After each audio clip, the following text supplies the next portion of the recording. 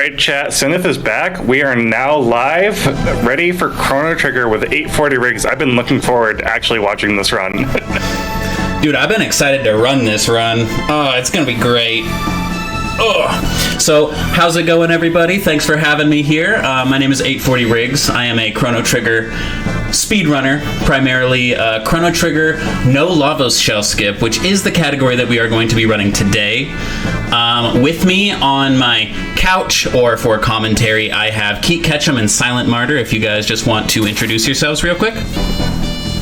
Morning, I am Keat Ketchum, here with the very handsome Silent Martyr and 840Riggz.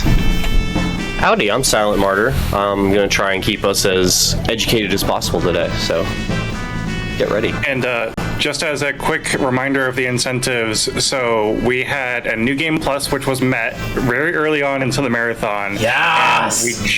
And we just met the Go Beat Up Specchio. Keat Ketchum came in with $50 saying, let's go beat up Specchio. Yo, let's go, Keat. My man. We gotta fight him, you know? We have to.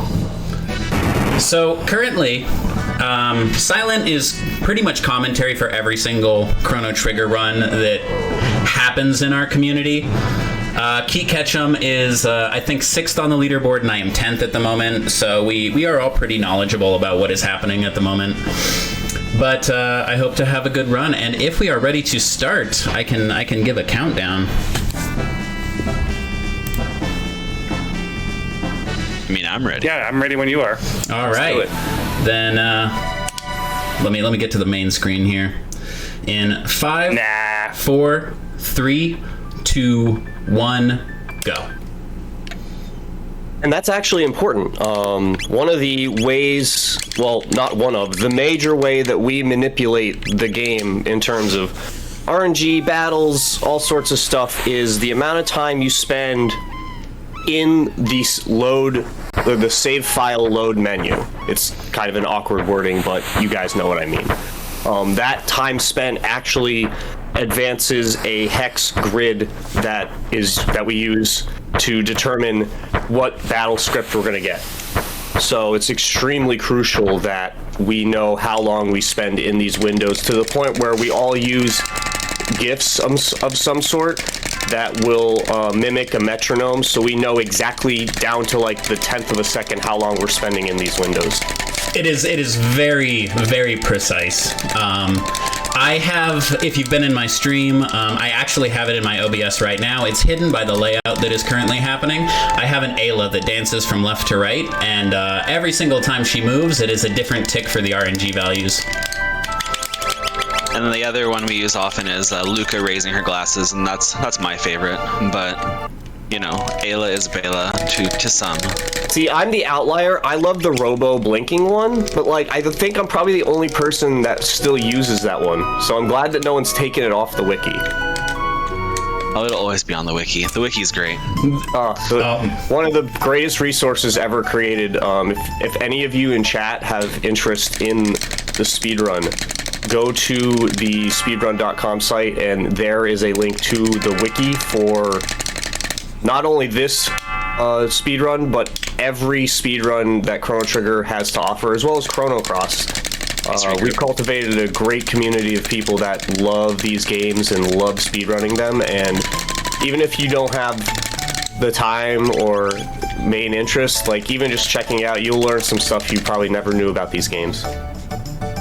So here, just a little quick tech. Even though Chrono is named Green for the marathon, you will see that Marl was shortened to one character, only letter E. And that does, in fact, speed things up for timing through the game. For the 3 main characters, you rename them to only a single letter, and it saves, I think, 45 seconds or something like that around the end of the run. Yeah, through the entire run, it's about 45 seconds, yeah. It's pretty significant if you're going for really lowering that time down.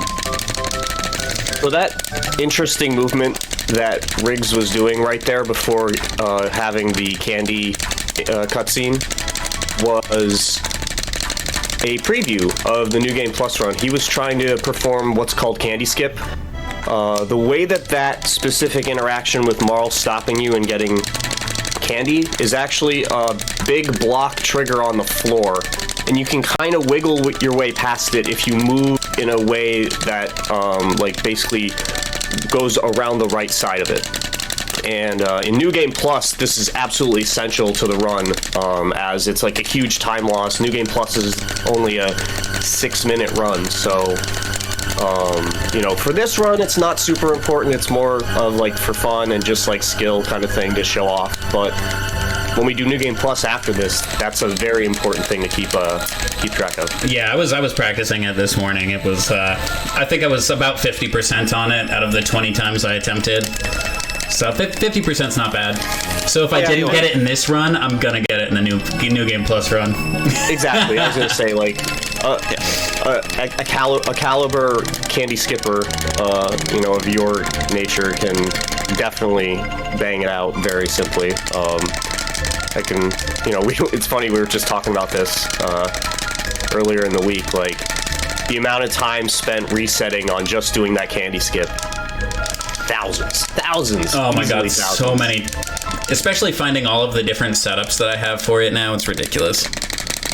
Well, and I'll tell you what, I didn't even learn Candy Skip until I checked out Riggs' YouTube video, and then it was like, whoa, he made it so easy, and then I was just nailing it left and right, like all 3 setups too. So I felt pretty fun. I love all your cute setups because I do the basic one where you just run straight up. I like the zag to the right and then left and then back in. Yeah, Like flipping in the corner. It looks a lot cleaner because of the diagonal movement, that's for sure. And speaking of some movement here, this run, and really like the entire run, not just the overworld maps and not just, you know, the different dungeons, but even the fights themselves, like the movement is all scripted essentially throughout the entire run. So that's one of the big like turning points for this game, is that it can be rough to get a really low time, but just learning along the way and the picking up the movement along the way through the fights and the overworld is super fun. You're basically a puppet master when you run this game because you're in control of almost every aspect of the gameplay if you execute correctly. Like from, like you said, the battles, the overworld movement, getting in encounters, well, the boss battles, like how they work and whether or not you survive them, getting in the late game. It's all under our control as a runner, and it's like one of the most refreshing things about this run, because there's so many speed runs where you have these like parts of the game where you just could be all in the zone 100% on, and like just the game's like, nah, you're good, try again. This game just doesn't have that, and it's like, it's so liberating as a runner to know that it's all on you. And like, you know, sometimes that's a lot of pressure, but at the same time, like, it's so nice to know that like if you know you're on, nothing's gonna stop you. Oh yeah, if you know that your hands are warm and you're ready for this and you know where everything is, it feels so nice. It's comparable to playing a really nice fighting game and getting off all of the combos that you're trying to hit after not being in practice for a long time. It's so good. There is one thing I want to mention. After coming out of the gate, after getting into that first fight, we go across a bridge. This is technically our first really big skip of the game, called Bird Skip. When you're going across the bridge, you have to touch the very top of the bridge and then stop like a pixel, or maybe it's like a 5 pixel gap before a very specific point, and you can run directly up, and it skips a fight that it throws off our RNG as well as takes about 15 seconds away from our total time. So just being able to actually hit that bird skip at the very beginning makes me feel nice. Yeah, it's a good start to your run when you do get it, because you can continue on, you know, unless you're like a top runner and you just can't lose that time, but like you can continue on with the RNG being off. It just makes the Naga-et fight coming up super dangerous because their slow effect can like just turn your run into just like a casual playthrough. Slower than molasses. Oh, yeah, it's pretty so nasty. bad. Because like Luca is already like as slow as humanly possible. I think she has the lowest starting speed stat out of any character. And then if she gets slow cast on her before she even gets her turn, it's just like, well, I'm gonna go get a coffee. I'll see you guys in 20 minutes.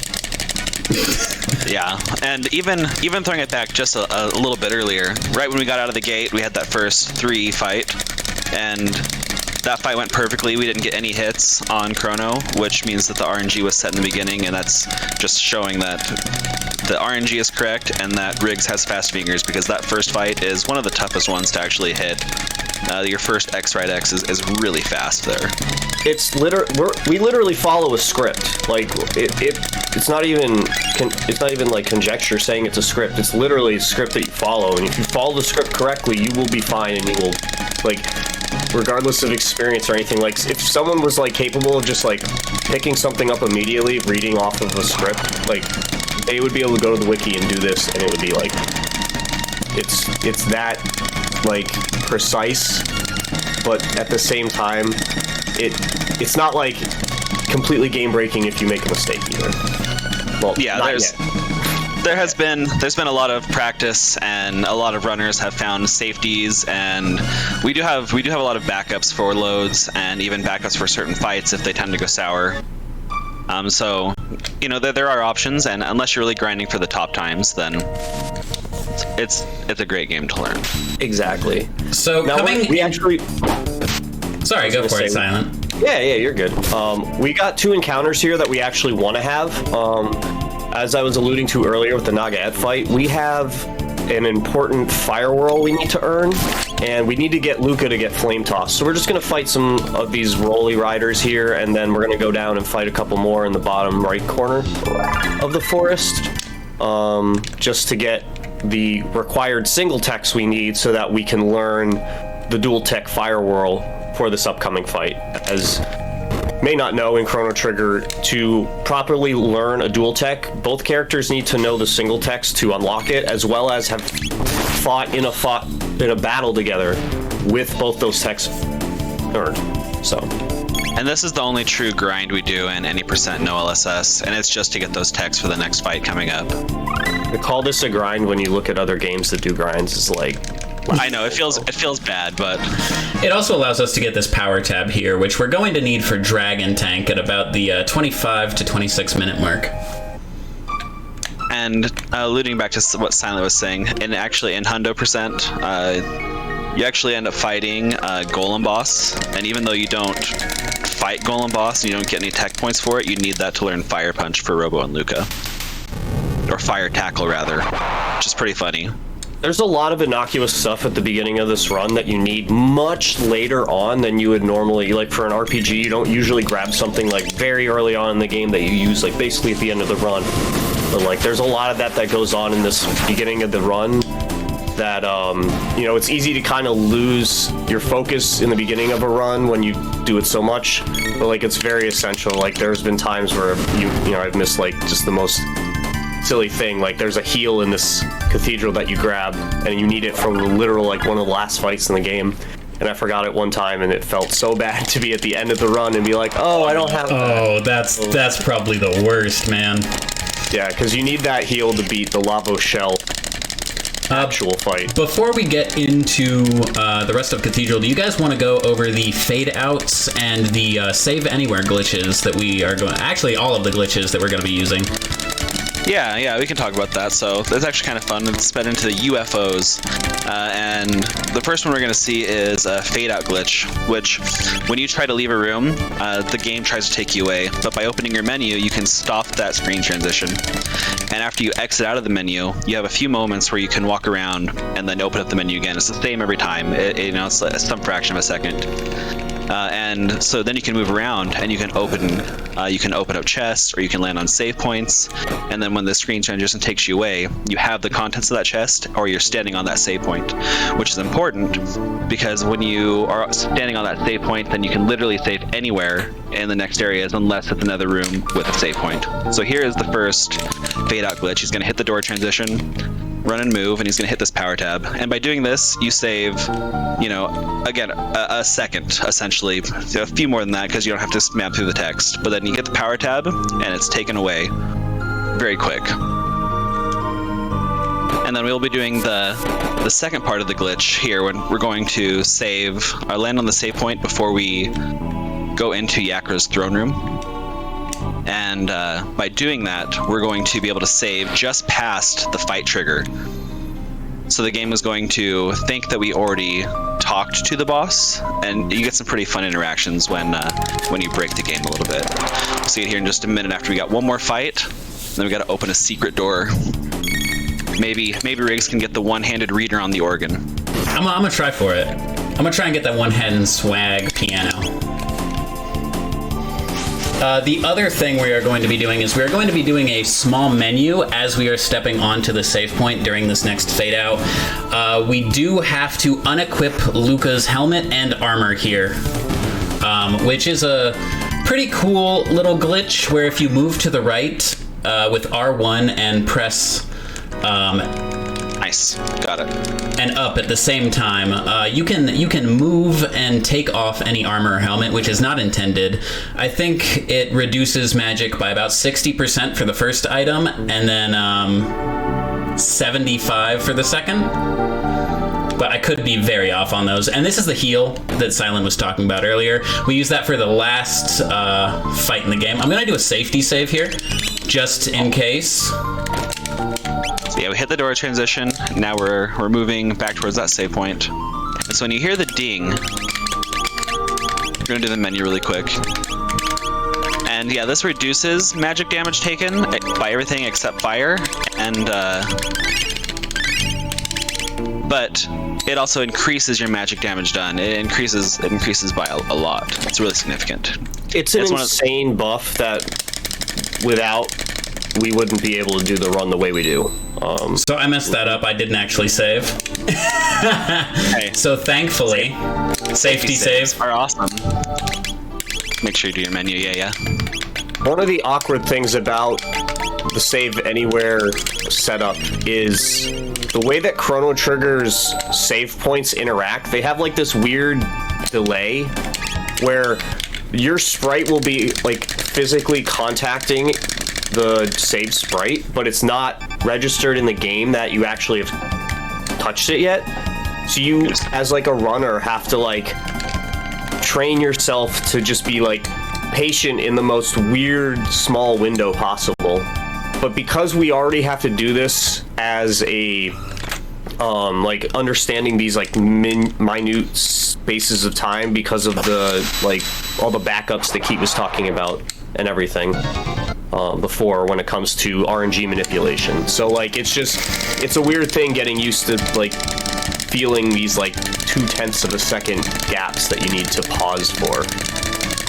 Those were really nice pushes on Yakra, by the way. He was spinning hecka fast. Yeah, gotta make Yakra spin super fast. So this is actually the first boss of the game, or should be, but we use the save anywhere to actually bypass a boss line where we trigger the boss start, we save over the line of it, and then we reload the game. And since the game has already said, oh, he's hit the encounter trigger, it'll just allow us to move anywhere. So we can just, as long as we're not standing on a very specific point, the battle will not start, and our characters will not move into a battle formation. So we can just go ahead and skip Yakra completely, which is super nice. Yeah, the whole last room, you shouldn't have been able to move around and open up those chests and whatnot. And actually, you can, if you do that incorrectly, you can make Luca go, or no, it's just Luca. You can make Luca go on a world tour, and she'll leave to the right side of the screen, and she'll come back like 4 minutes later. She literally walks all the way around the world. It's pretty fun to see. And during the time where Luca walks around and through the walls, you actually cannot move. So it's kind of like having a soft lock in the game. But she does come back. Luckily, we did make safety saves, or we could just reload. So it doesn't make it too bad. Yeah, safety saves are super great for this game because a lot of the time you're going to be like, man, that sucked. Yeah, so, and I mean, depending on the load, 10 seconds for a save. Tough skip right there. Skip the frog. Well played. Hardest skip in the game, by far. You just mean if you're not counting Maga skip and Hundo, then yes. Oh man. So here we still are holding that same save point from when we did the save glitch earlier, and so we're going to use that right now through Truce Canyon. Riggz is going to pop up, going to save right here. And when we reload, the game is not, it's confused because we shouldn't be able to save there. So it's not sure where we are exactly. So it gets rid of this encounter, and then with some specific movement, we're able to skip that bird encounter on the way back. That was a good reverse bird. That was fast. Why bother getting in encounters? There's just no point. Yeah, I mean, they just waste time. We want to go fast. We want to fight Lavos at the minimum level that we can. Yep, just to insult him. Be like, we don't even need to do these side quests. You think you're an alien god? No, sir, no. We have elixirs. We're 16-year-old kids. We've got this. Yeah, we will do some fun elixir overheal glitches later. That's one of the other parts of the UFOs. So we have the unequipped glitch, which we saw a little bit there, and we'll continue to use that through the run. Then you have the fade out and the fade out save anywhere glitch, which we've seen both of now. And then for the O and the UFOs, we'll have the overheal glitch, which comes at the very end of the run. It's actually how we end up tickling Lavos to death. Ooh, tickle. Tickle, tickle. You gotta tickle him, that way he opens the mouth so he can drink the elixir. Oh, yeah, that's true. No, you gotta... Highly ticklish, you know? I mean, most boss fights are very... Weird how many bosses in this game have, like, a status effect weakness.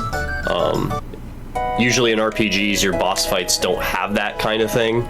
With Chrono Trigger, like, a vast majority of them have a weakness to one of the status effects that we have access to at a point that you get to at that point. And so now that we have saved Meryl from going back in time, because for some weird reason she has this item that like rips time holes when used in conjunction with a teleporter, we brought her home safely. But they do think that Chrono, or Green Gaming, donate guys, they think he's kidnapped her and was holding him for ransom. If he was holding her for ransom, I don't know why we would bring her back to the castle. It just does not seem like the smart move for a kidnapper to actually just come back with the kidnappee. To questionable. Ransom, duh. Yeah, I mean, you gotta hand deliver it just to be a nice guy, I suppose. Yeah, right? So here... 1000 is a different time. Because the Chancellor in 600 AD decided he was going to set up a criminal justice system. Surprise, surprise, we are now in the criminal justice system. Here we are hoping for getting guilty. It saves, about 6 seconds, depending on your mash speed. It doesn't change the run too much, and even though it is possible to manipulate it, it's required on it goes on the in-game second that you enter the room. So it's not realistic to manipulate it. You just kind of hope. I think it's about a 49-51% split for the chance of getting guilty, not guilty, and it does require we answer these questions a little specifically. Here we're going to make sure that E started the whole deal, even though we know that's a lie. We intentionally bump into her. But this picture is wrong. That's not where we bumped into her, sir. I promise you that. No, it was much farther to the right. That's falsified information. Edited video. Fake news. And then here coming up, we are going to make sure that, yes, we were interested in the ransom. And again, if you mess these up, it's extra text, but it doesn't change the run. Here comes the question. Yes, of course, her ransom. Her fortune tempted me. I did it for the gold pieces. Chrono literally doesn't know who she is, but that's fine. Yeah. He just wanted to take a pretty lady around the Millennial Fair. I mean, who doesn't, right? Optimal first date. So second, so not guilty. So that is a time loss built into the run. What can you do? Right. Time safe for later. Yeah, it all comes down to the second juror. Yeah, the second juror is the 51-49 split that Keith's talking about. That juror, if I remember correctly, is the one.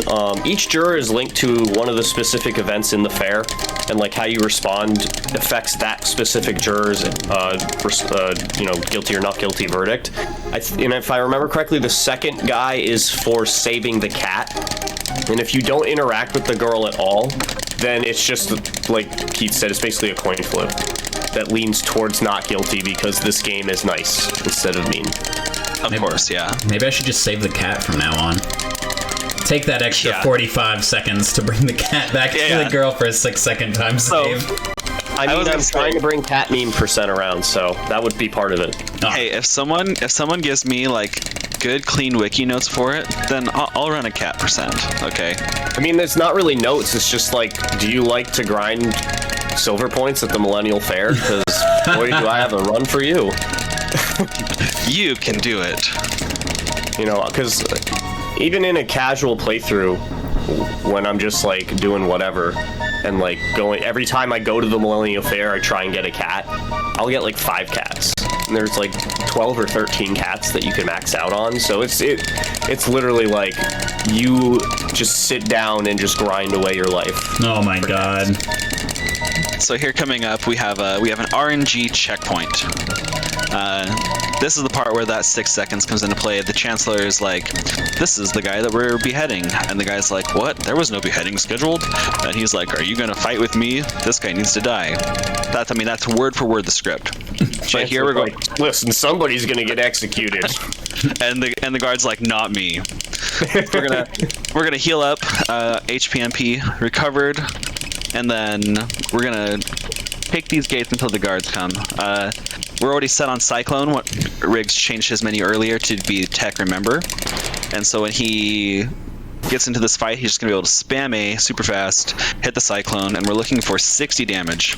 As long as the equipment's right and both power tabs are on, and we're in the right RNG window, this will always be 60.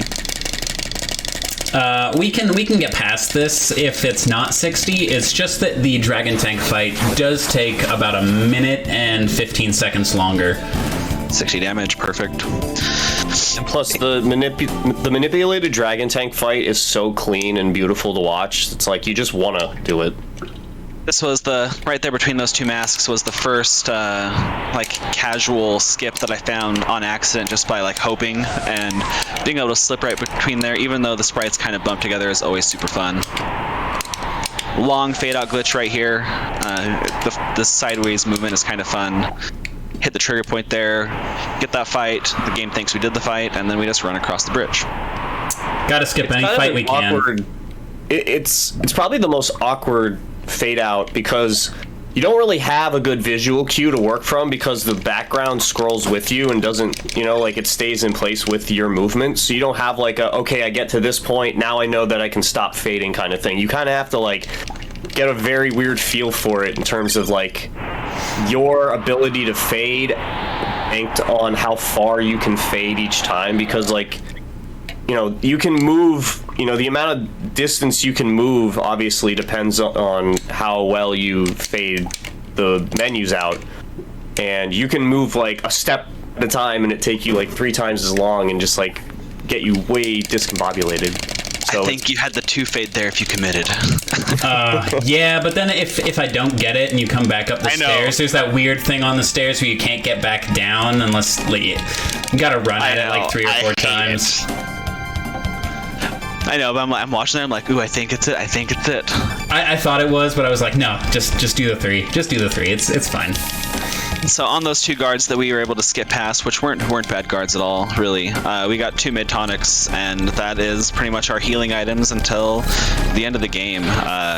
We have 1 shop where we actually buy stuff, and then other than that, we're just econing off of what we find out in the world. Dragon Tape coming up right now. We're going to do 5 attacks on the head, and this is going to showcase a little bit that we're always putting our inputs in when there's animation happening on the screen, because we are set to wait, so whenever there's an attack happening, you'll see the ATB slow down, and that gives us time to put our inputs in and follow the script. Only a few points to the game do you ever do like bufferless, or are they really super tight where you have to like sit and kind of pray that the ATB doesn't do a push. But this first fight is really clean and easy and fun to actually execute when you get it. And it's gonna look like Chrono is in imminent danger here with 10 HP. We're not gonna bother to heal, because who needs that? We're just gonna like let him chill and do his thing. And actually, those rockets that Luca just took are the last damage we're gonna take in this fight. And we're just gonna leave with Chrono being at 10 HP, and it's fine. And the reason this fight goes so clean and the script for this fight is important is because we are scripting the crits we're getting, and those Chrono crits on the head for 180, 190, like that's a lot of damage right now. Good fight. Yeah, normally you wouldn't be able to outpace the healing from the tank head, because the tank head, like when it does a double, it's healing for like 150. Yeah. Chrono's crits are just outpacing that easily, and because of our script, we're waiting. You know, we let the tank heal first before we even do anything, and then we're basically minimizing the amount of heals it even gets by the way we do the script for this fight. Try the Jerry Jog coming up. I missed it. That's all right. It happens. Luca and Chrono aren't friends today. It's not a big deal. No, so the Jerry Jog is when we come into this little cutscene right here, you can hit the trigger for it and have Chrono run backwards really quickly to be closer to Luca. It helps the regroup later on, or when Luca is like faster to leave the screen. Yeah, just a little bit faster, minutely. But we're zooming here, so those time saves are always what you're looking for when you're grinding out runs. Yeah, we talk a lot about very crazy optimizations because this game is that optimized. There hasn't been even a minor tech change. There's been some script changes, just oh, let's try this. This might save a second. This might save. I can't even think of the last thing that saved 10 seconds that we found. This game is optimized beyond belief. The only thing that will save any amount of time is if, big if, and there is a bounty out for it, put out by El Gran Jerry, is skipping the first dome that you come to in 2300. And just being able to go straight to the Johnny race or bypass Johnny. Frickin' Johnny. Because having to get the bike key in 2300, which is where we're going right now, the only reason we go to Ares Dome is in order to get the bike key so that we can get across the ruins. So if there's some way to get across the ruins without getting the bike key, guess what? El Gran Jerry will give you $300. Yeah, we don't even fight the boss. We literally get nothing out of that dome at all from a speedrun perspective. We don't even get items. We don't do the shop in there. It is literally the bike key, and that's all we get. There's not even a tonic that we get in that dome. Nope. So for me, the runs really take off when you hit to the future here. The movement really opens up a lot more, and there's just some fun movement tech you can do. Here in Lab 16, we're going to use these rats to our advantage. If you open a chest and hit a rat, then you get to hold this text box, and then you can skip encounters with that because the game is just confused, overloaded on what to do. We're going to do it again over here. Let's prioritize getting the text box finished before it does anything else, basically, because you can do other things with this stuff, with this text box manip, but none of it's really helpful for speed running purposes. But you can do some silly things with it on the side as well. That was a beautiful zero cycle, by the way. Oh, thank you. Fantastic. I was really hoping for that one. Yeah, that is the fastest way you can actually do that room, and that was really clean. It's always fun to see, and that's one of my favorite rooms to do. One of my favorite rooms to do also because we get Berserker, which is it's not even it's the best early game accessory that we get, and it's abused constantly in the run. We're going to see it used a lot on a lot of the bosses in the mid game. We'll talk about it more when we get there, but it's important to note that we absolutely have to grab that Berserker at this point, because there's 2 in the game and the other one's in prehistory, and we definitely need it before then. Silence says abused. I say utilized. It's in the game. Chat, you decide. Here we're using the fade out glitch to completely skip Guardian, and so in that room specifically, there's a reason in the beginning. If you're picking up the run, then I think that learning the menu change and the controller layout change right there you might as well, because then you don't have to worry about it the rest of the run. But even if you don't, in that room specifically, to do the fade out, you have to hit your menu button, and it's normally mapped to X. And if you hit X in that room, then it'll trigger a random fight. Some little bugs will drop down. You have to fight them. So that's why we do the menu change. Yeah, if you're an old head like me who's been playing this game since it came out, and you're just like, so the like control scheme is so ingrained in my head that like I tried to do it, and I just like I couldn't. Everything else was just so off that I was just like, nope, I'm gonna do it the other way, and you know, we'll just flip it right here, like before we go in the room, and just like flip X and Y, and then flip it back right after. But I mean, either way, you know, you're not losing that much time if you do it that way. It's like, you know, second or two. And again, through this room, you'll see Riggz dodging all the bugs there.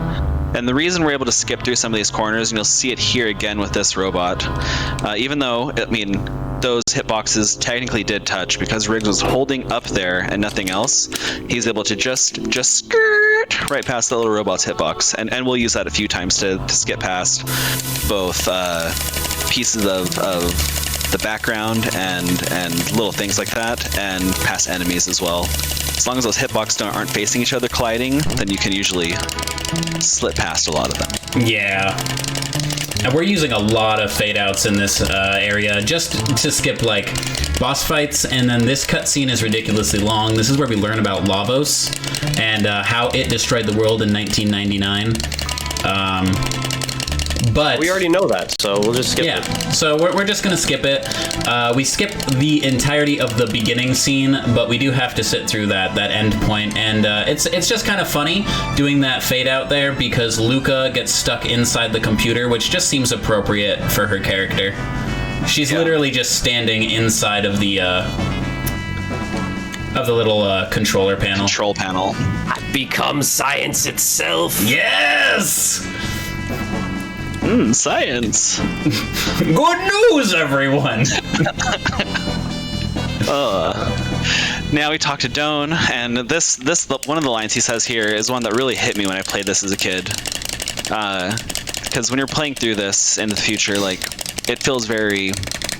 the mood they set is very bleak. And all these people look very decrepit and sickly.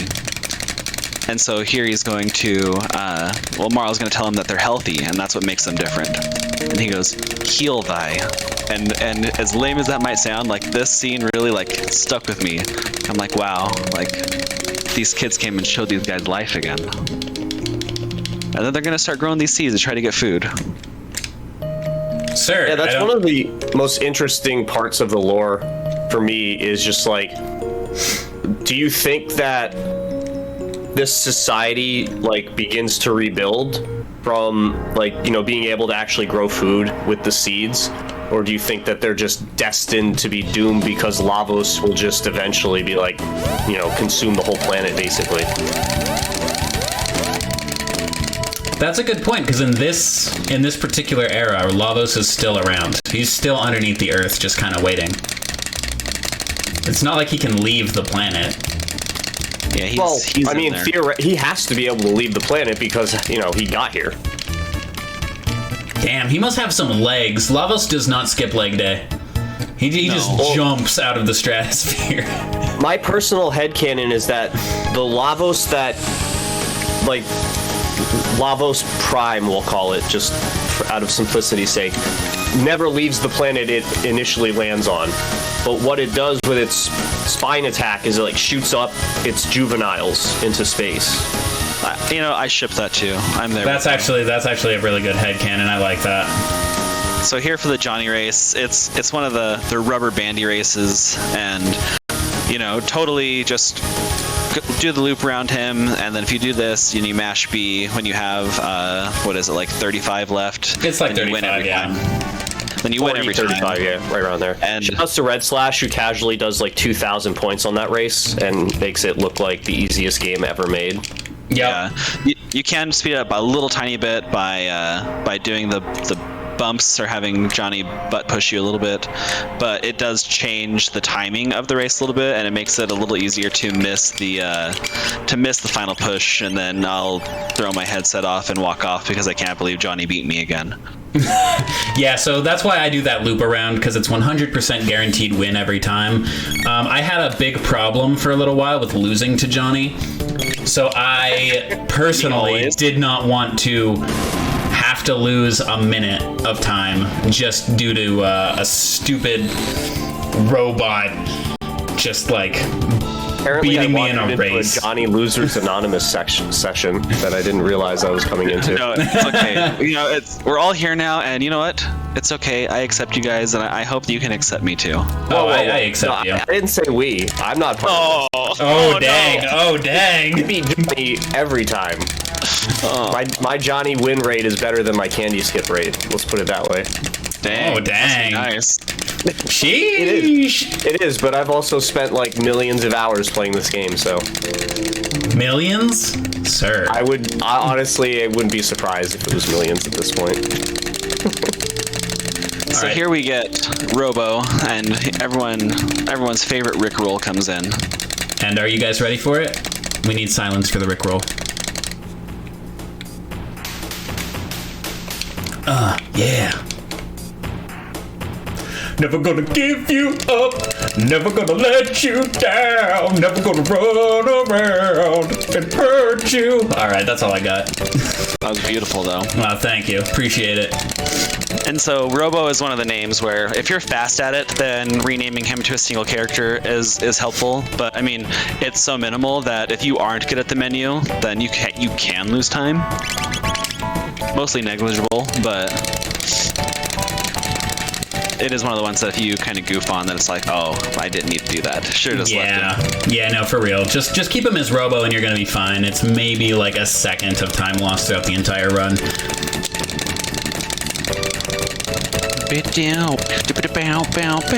Oh, I do want to retroactively here, Riggs. You're like, no, I don't want to lose runs on the Johnny race, but yet you always go for bufferless end of time save anywhere.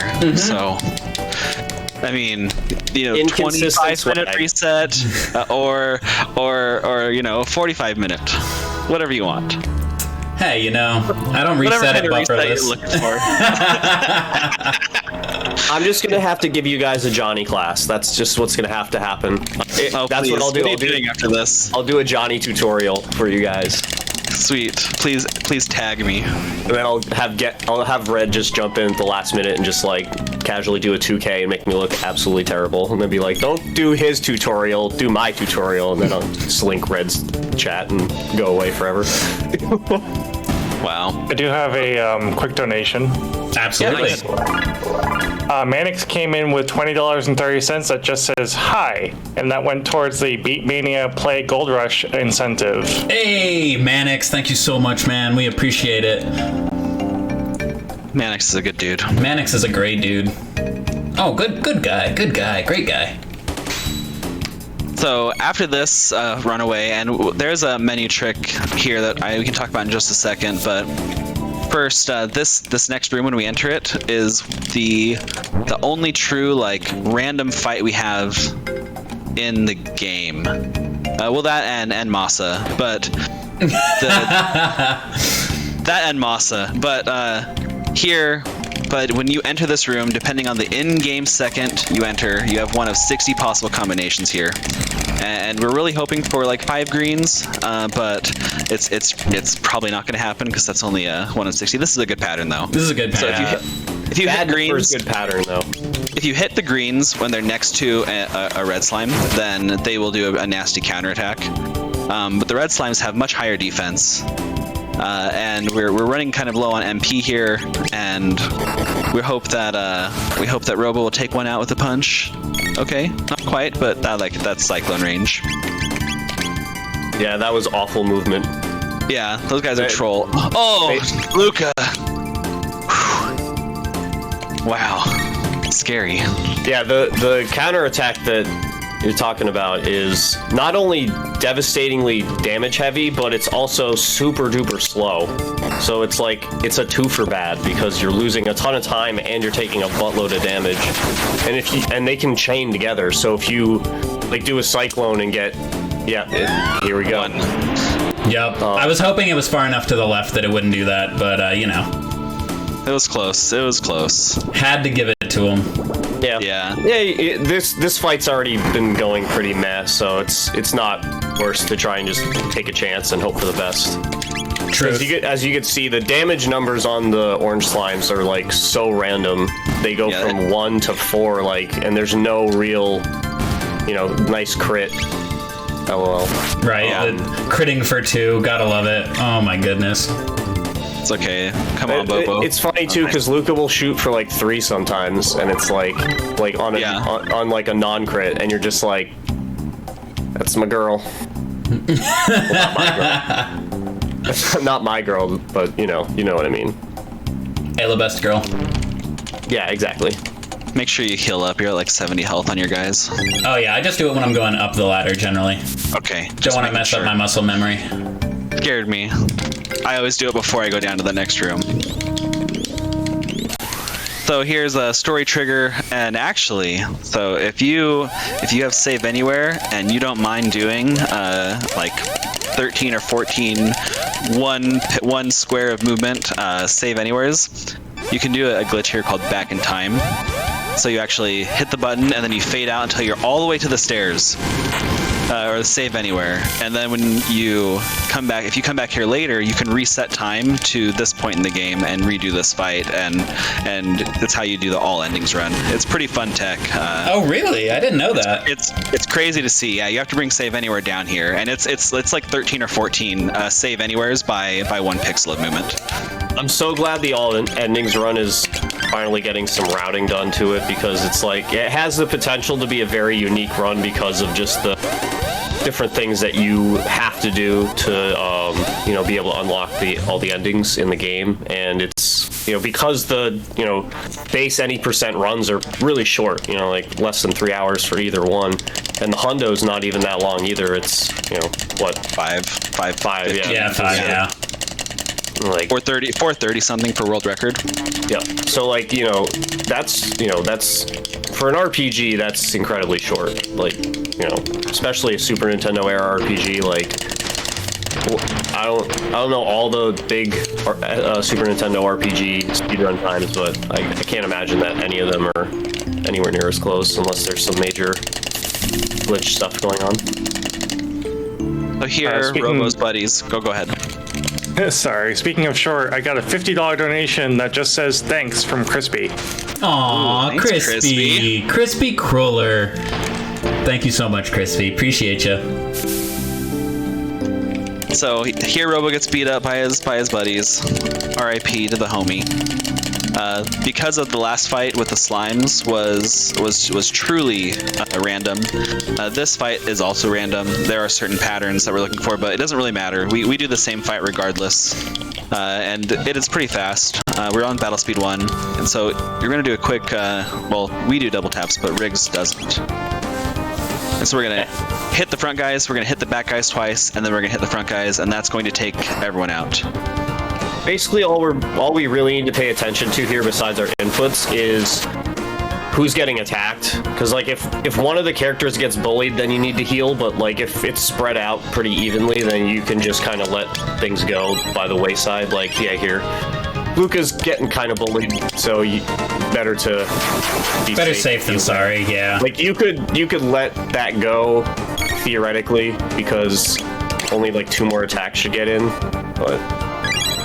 Sometimes the third one gets in, and you'd hate to, because these the rocket punches do way less than the like casual stroll and punch in the face one goes. And yeah, it is. I mean, there is a backup, but it is required that both characters get XP and tech points here. Luca can often die if you're not careful, but there is a backup if she does, which it's just time other than anything, but we're good. Got rid of them with no counterattacks. Luca chilling with 28 HP. And it's the reason why we do the back row first is because they have a really slow pack where they like juggle punch you between two of them and then like punch throw the character into the other character, and it takes like probably 3 hours, I think. Yeah, something about that. It's Yeah. about the same time as a full no LSS run.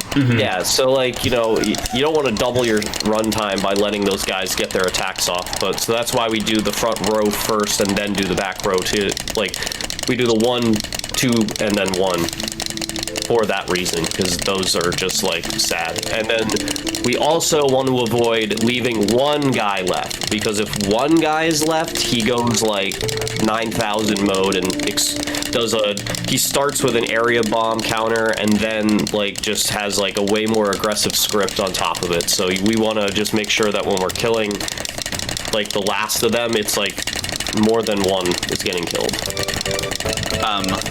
So we do get to see the fight Specchio coming up, which I'm excited for. And I'm wondering if I should take the Berserker off of Meryl before I do it. Yeah. She'll be able to use some ice too and make it a lot faster.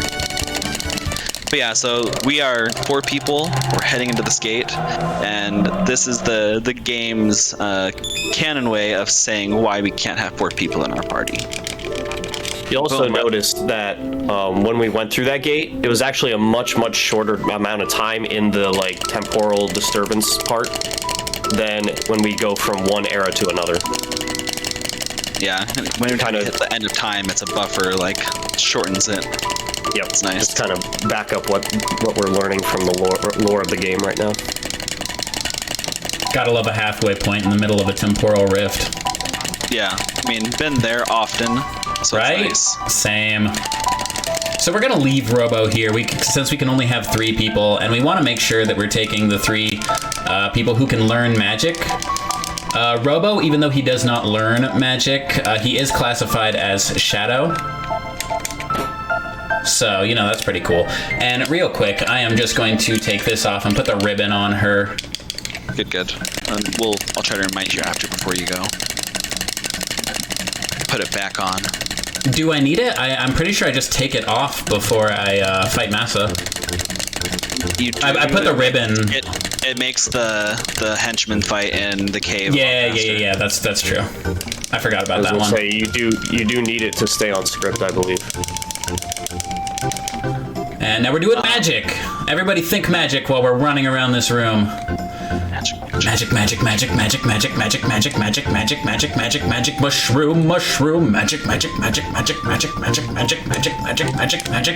right, we thought magic, and that's good.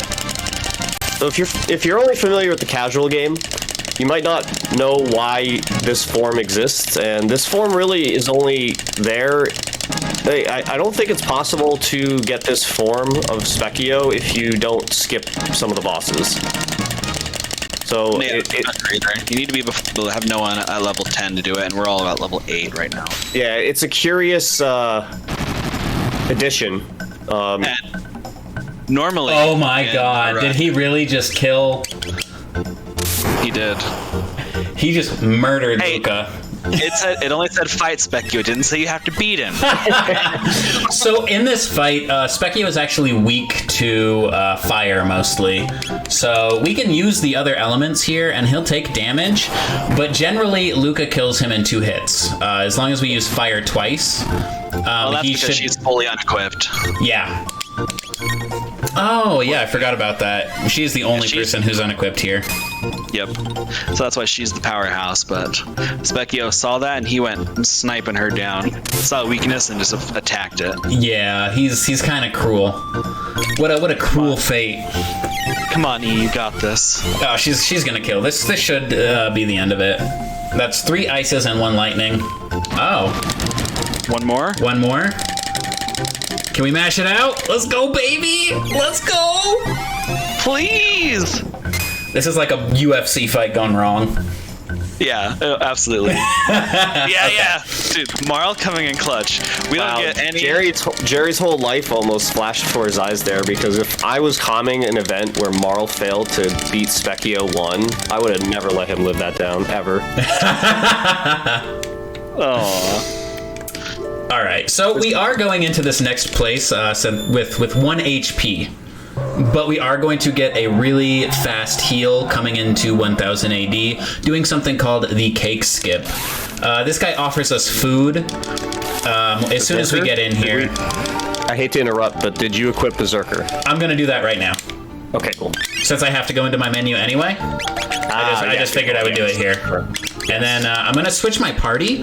During that animation right there where Chrono is yesing, if we move our party members around in a very quick way, right after we hear that ding, we can actually change our party members, and the game gets confused and it thinks, oh, well, I guess you're in a part of the game where you can still move around.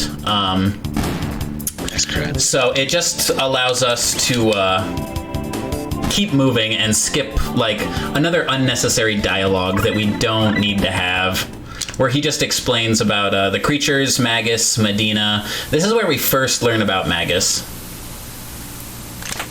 Yeah, and we do use that same sort of like party member changing their locations a few times for a couple of different ways to break the game. So here, we'll talk about this. This is called the menu trick. You see the ATB moving. If you enter into the tech, because we're on wait, it actually does stop everyone else's ATBs from moving. And you're holding L and R for the typical run buttons in RPGs, right? And your run actually has its own non-visible on screen ATB. So you go into the menu really quick, you're holding run, and after a certain amount of time, you just sort of get a feel for it. The run ATB fills, and so as soon as you exit out of the menu, you're running away. And we use that to manipulate the RNG for the fights as well. At some points, we're going to do a quick fade out glitch here to get rid of that fight. Don't want to see those guys. And then here is one of those ones I was talking about. By holding down there only, if you hold left at all, then you will trigger that fight. By holding down, you're able to skip past the 1 pixel movement for the fight trigger there and not have to fight the bats, which are slow. Yeah, that pulley skip's awkward because of how deep that trigger is. I feel like that trigger is a lot deeper than most of the other cave triggers in this dungeon. Nice. Oof. It's all right. That's all right, though. Yeah, so this is where the using the fade out and save anywhere glitch really comes in handy. Being able to skip this next fight. We just walk past the trigger there, and by doing a specific release B movement, you're able to get on the correct pixel to skip past the fight. Save, you go tickle this guy's belly, and he is so ticklish that he just disappears. He just explodes with laughter. He cannot handle how ticklish he actually is, so... Oh, see, I always thought this guy was related to King Hippo from Punch-Out. Oh, maybe. Oh, hey. Never thought about that one. More headcanon? It's So all over the place, dude. There we learn that Magus was trying to summon Lavos in the Middle Ages, and we get the great idea too, well, if we go stop Magus, then maybe we stop Lavos. So, back to the past we go. And here we're going to do something called the End of Time Save Anywhere before we go back to 600 AD. So yeah, this is going back to, we're going to be landing on the save point so we can save anywhere, but because we're at the end of time and we have to take a portal, we're going to use some text boxes and some specific pixel placement to be able to wrong warp essentially and hold the save point at the same time. By holding A, we're holding that save point and, well, not the save point, the portal, and he got the bufferless movement. There we switch the party again, so we're able to run, and boom. Beautiful end of time save anywhere. Easy bufferless, easy bufferless. Yeah. So there are actually, on that text box that opens when you land on the save point, you can do I think it's 2 out of every 4 pixels or frames you can actually use to get that movement and land on that save point. But if you just do bufferless like that, then you don't have to save it or pause the menu at all and get it. Yeah, I just have a very quick timing on 2 different A presses. On the second A press, I have to hold it through the entire thing, and then it just selects the yes when I want to teleport, and that allows the buffer list so that there's no pause buffering to look at which frame I'm on in the dialog box. We triggered the next part of the story by talking to the guard on the bridge. Because we saved the queen, the castle here is just like, oh, it's this red-haired kid, we're good to go. Gonna come down and talk to the knight's brother. And here we're going to skip off and on the screen to do those text box cancels, makes them fast. You have to make sure you exit out of that last one completely, otherwise it doesn't do the trigger, and then here we are. Yeah, if we don't trigger, if we just run up the stairs during that, pipe down, what do you know, and don't close that text box, and if it doesn't close fully, and we come back upstairs, the chef will not actually stop us on our way out. So we'll have to go back down and do the same thing again. Yeah, that trigger is resolved on, like, closing the text box, which is, like, so weird and unusual for a trigger like that. Now we got one of the more, like... This is a very frustrating skip to learn. I still have trouble with this skip.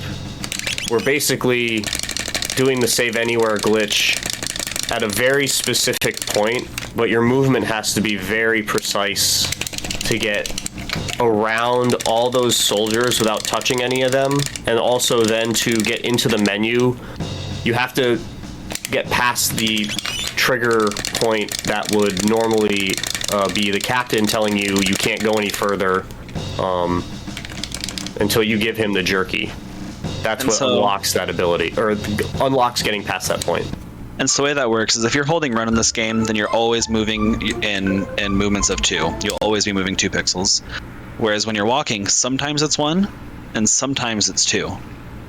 And so you either do a movement there where you are walking for the first 5 pixels or so, and then you start running, or you do a thing called release B, which is just your hold B and release it quick, and you do 3 of those, and that offsets your pixels to where you can get just past that trigger, which is it seems more technical than it really can be, and you sort of get a feel for it, and there are a couple different setups and ways that people do it.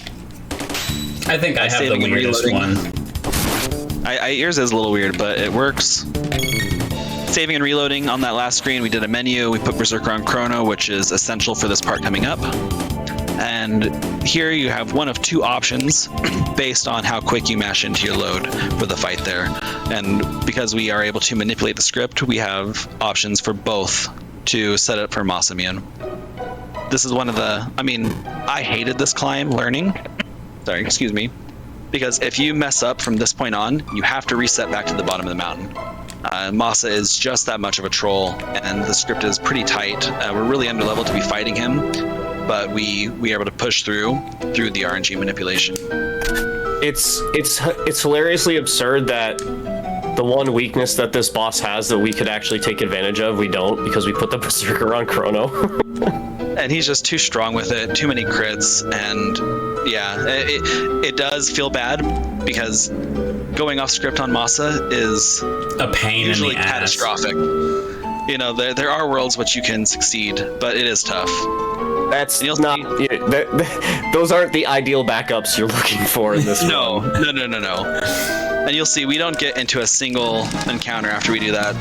The counter right after the save for the rest. And that's the other part of what's frustrating about this climb. Not only do you have that whole thing, but if you mess up the fight, then you have to do this all over again too. Yeah, it is very rough. Just on the learning, and after it sort of picks up, then you're good. If you're really lucky and quick there, you can not have to wait for the bird, but that requires Yeah, perfect movement, and you're doing a 1 bump pixel off the side of the stairs there. Yeah. Fun when you get it, not required. It saves, very minimal time, but it looks cool. I should probably put my boss script to actually be on Masamune so I know what the hell I'm doing. That would help. There we go. Now I'm looking at the right script. Yeah. You rarely struggle with Masamune, so you're fine. Oh, he's been trolling me a lot more recently. Way to set him up, Silent. Yeah, does commentators curse work in a non-tournament setting? Let's find out. Probably. So all these attacks we're going to be putting on the left boss here, Masa, and by taking one out, then they both go out. You know, they're brothers. It's like a real family feud. Like, if you beat one of them, you got, like, the other one just, no, I'm done. I'm done. It's also a good, like, RNG check, because if Chrono's not attacking the Masa, then you just are like, all right, reset. Yep. We're off. You don't have to, like, spend, like, all the time fighting them and then fighting Masamune just to find out that you're dead because you are off script. And so Masamune as one, their AI is really weird. There's a couple points in this fight where we're doing an RNG or an ATB check to see where we are, and depending on that, Masa still tends to move even if you are in your menu or just afterwards, and we need to ping pong him back and forth here to make sure he doesn't beat the crap out of us. Because as you can see, up top he's very strong, so if he punches you, it's gonna hurt. Like a lot. So we're relying on chrono crits here, and again, doing our inputs when an input is already happening. Because that is when the one time the ATB and Masa is not moving around. And so you'll see we robo punch him, and then Masa's gonna go back over there, and then we're gonna use Luca to fire him, and he's gonna be like, oh, this one hit me, must walk over there. And this is where we're doing an ATB check. We have really good ATB on Robo right there. It was very close to him being completely filled. If it was any lower, we would have to wait in Luca's tech menu for that little movement of Masa. He just moves barely to the left before inputting that extra fire. Again, it looks scarier than it really is. Lucas hits a 7 HP, but it's fine. She won't get hit again. Yeah, we have gotten past the Masa troll part, which is nice. You win a fight whether you're at full health or 1 health, so it's fine. Last few hits here. And we're gonna take him out with a fire punch, which was learned right as we beat Masa and Mune separately. That is when we actually get fire punch. There is actually a slower, safer fire punch strat that you can use for this fight, but it's not generally used by the majority of runners these days. 4 seconds slower typically. It is stable though. Like you can't get Masa Troll doing it as long as you follow the script. That's why I do it. Right there. I do it depending. If I'm like committed to finishing, like getting past Masa, then I'll do it. But I like both scripts. They're both fun. I mean, 4 seconds in a 2.5, 2 3/4 hour run is not a big deal until you're up at the top fighting for the purple cat. Yeah. So here we get part of the now broken Masamune, which is the legendary weapon that can defeat Magus, as the tale is told. And we do a nice menu here coming off of the mountain. This is one of my favorite menus in the entire game. This is the only true shop in the game, and we do a little bit of setup, getting our party ready for the next section. I do have to remember to sell the magic tab that I got from Specchio. Oh, can I? I actually don't remember if I can sell magic tabs or if I have to use it. Oh, they sell for 5, I believe. Okay, right on. As well. It's just gonna be towards the top, I think. I saw it there, yeah. There it is, yeah. Oh, wait. Oh, wait. Yeah, I usually do this a lot faster, so having to look for something in the shop menu makes it a little weird. 21 mid-tonics, 11 revives, and 11 shelters. And we're going to switch out Robo for Meryl. And we do that just because... The majority of what we're doing there is just doing unequipped glitch and then selling what we have so that we can do unequipped glitch again. Because if we can't do unequipped glitch if we have that's whatever we're trying to unequip, helmet or armor. If we have backups, we can't do the glitch. We have to sell all the backups of that to be able to do it. No! So we go through this forest 4 times. So there's potential to get 4 news. Any new blesses the run. And then also, I mean, on the other token, no news is good news. So, you know, you got the copium to get through whether you get a new or not. But you always get excited when you see one. I love seeing news. According to Jerry, if you see a new and you don't call it out, then your run might not be accepted onto the leaderboard. It's just invalid. If you don't yell new, yeah. I mean, you probably just lose your scripted lava shell if you don't. So that's true. So the whole reason we move Robo out of the party. No! Wow, 2 starting out strong. Let's go. The reason we put Robo out and put Marl in is the text when you find the other part of Masa is actually a lot shorter with Marl instead of Robo, because he tries to read the script and he reads it upside down because his sensors blah blah blah. Get rid of that text and make it faster. Luca can travel thousands of years into the future to fix a robot, but a robot can't travel thousands of years in the past and translate. A little text. Can't decide to flip it over and like look at it the other way. It's unfortunate. Or do you blame Luca there? Like, oh, you didn't fix his translator unit correctly. Ooh. Dang. I mean, first time she's seeing the tech, I'll give her the benefit of the doubt. Even if she did mess it up, that's all right. I'll allow it. She fixes him better the second time. So, now that we saw that Melchior's on the blade, we're confused. We're like, wait, how did this sword all the way from the past come from this guy from the future? So we're gonna go talk to him. Certainly couldn't be time travel. Clearly not. That's not possible. That's not a thing in this game. Let's be rational, guys, okay? So here we're going to do the fade out glitch to get that screen transition, come talk to Melchior, but he takes a while and it's kind of boring. We definitely talk to him there, so we don't even need to save and check. If you're not sure and you want to do that instead of going and talking to him, you can just do a quick save there, and the save will change to the rare red rock. And then you know that you actually got that story trigger. Yeah, it's a nice beginner safety, because if you are off, then when you come here, there's nothing. Yeah, you just have to redo so much. And you're just like, why? And it's always better to be safe than sorry. So yeah, by talking to him, we set this trigger, we close those text boxes and specific parts, so that way we're setting up the RNG for this fight correctly. For the next 2, really. The nice antipode, and then this is this fight. And the reptites are actually easy. They don't have a lot of health, and we kill them fairly quickly. I don't know why in this next part there's a lot of text when we meet Ayla about oh, there's too many of them. But literally, if you just antipode the one in the middle, you probably kill 6 of them. The XP game, right? And then Ayla just comes in and steals our experience. Well, yeah, she's got to be a higher level than us when she joins the party.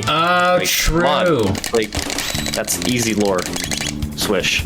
Meanwhile, Luca's still chilling at 7 HP, and we just don't care. Like, she's fine. Get the double slash. If Luca does get hit there, then she can die. But as long as you're just getting your slashes off, then not a big deal. You can also flame toss there if you want. If you are a little scared about Luca getting hit there. Since yeah, that's true. The reason we slash typically is because it is a little bit faster. Just the animation for it. But I mean, safety or speed, it depends on your level and what you choose to do there. Yeah, that's what's great about the run is like we're sitting here talking about like super silly optimization stuff, but at the same time there are plenty of like beginner friendly strategies that you can use to finish runs and get good runs and all that stuff, so that you aren't just like constantly resetting the first like third of the game because you're trying to get that like 0.3 second optimization. Fast bugs in the future. Fast bugs every time. Okay, if you don't save a half second on fast bug, then are you even living life? Are you even playing the game? Are you even a speedrunner? Then All the I'm game's saying- playing you at that point. It's like my last 2 times I've just done it, and I'm like, oh, every time you go for it. Like, why not? Yeah, so we're gonna switch Marl out of the party here. Otherwise, you get party girl %. Yes, you got the movement. I love that. That's so fun. And you can make Ayla just like kind of veer out of the way because like you're not supposed to be able to move during that segment. There's like one very little part where there's something about the positioning of your characters, and the game is like, oh well, you're not in a cutscene right now, so your characters should be able to move. Yeah, it's useless there, but fun. Yeah, it's all just swag.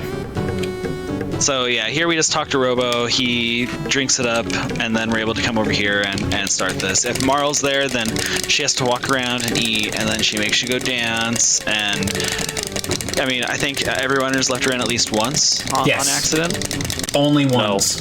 No. No, never. I love Sorry. I love Robo way too much to ever forget to put him in the party. And then even we touched on it a little bit there, but you can actually rename Ayla. Wow, look at this man mash. Holy cow. He's so eager to eat soup, in quotes. But Ayla is changed to no name, and you just exit everything out, and then you backspace 1, and it is the same time to print out as a single character, so that's why we rename her there. Some people just rename her capital A, but for Jerry, I will always name her no name. Yep, she's just no name. Which is fine.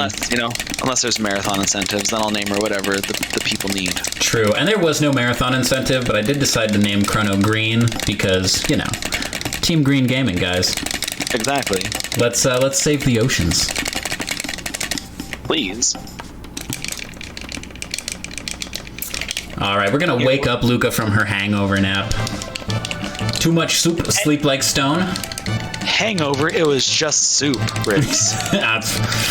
You've clearly never correctly eaten soup if you haven't had a hangover from it. Yeah, right. I know what I'm doing. I know what I'm doing after stream then. Oh, Yeah, sweet. like, I guess I have a second tutorial to do after the commentary. How to properly eat soup for a hangover. Here we talk to the worst character in the game, kind of. Enope is not allowed. So we just skip him. We just tap him on the shoulder, we run away, and he's like, oh, there are ghosts here, and then he runs. Nobody likes ghosts. Logic. Yep. Through very specific movement, we will get through this forest with no encounters.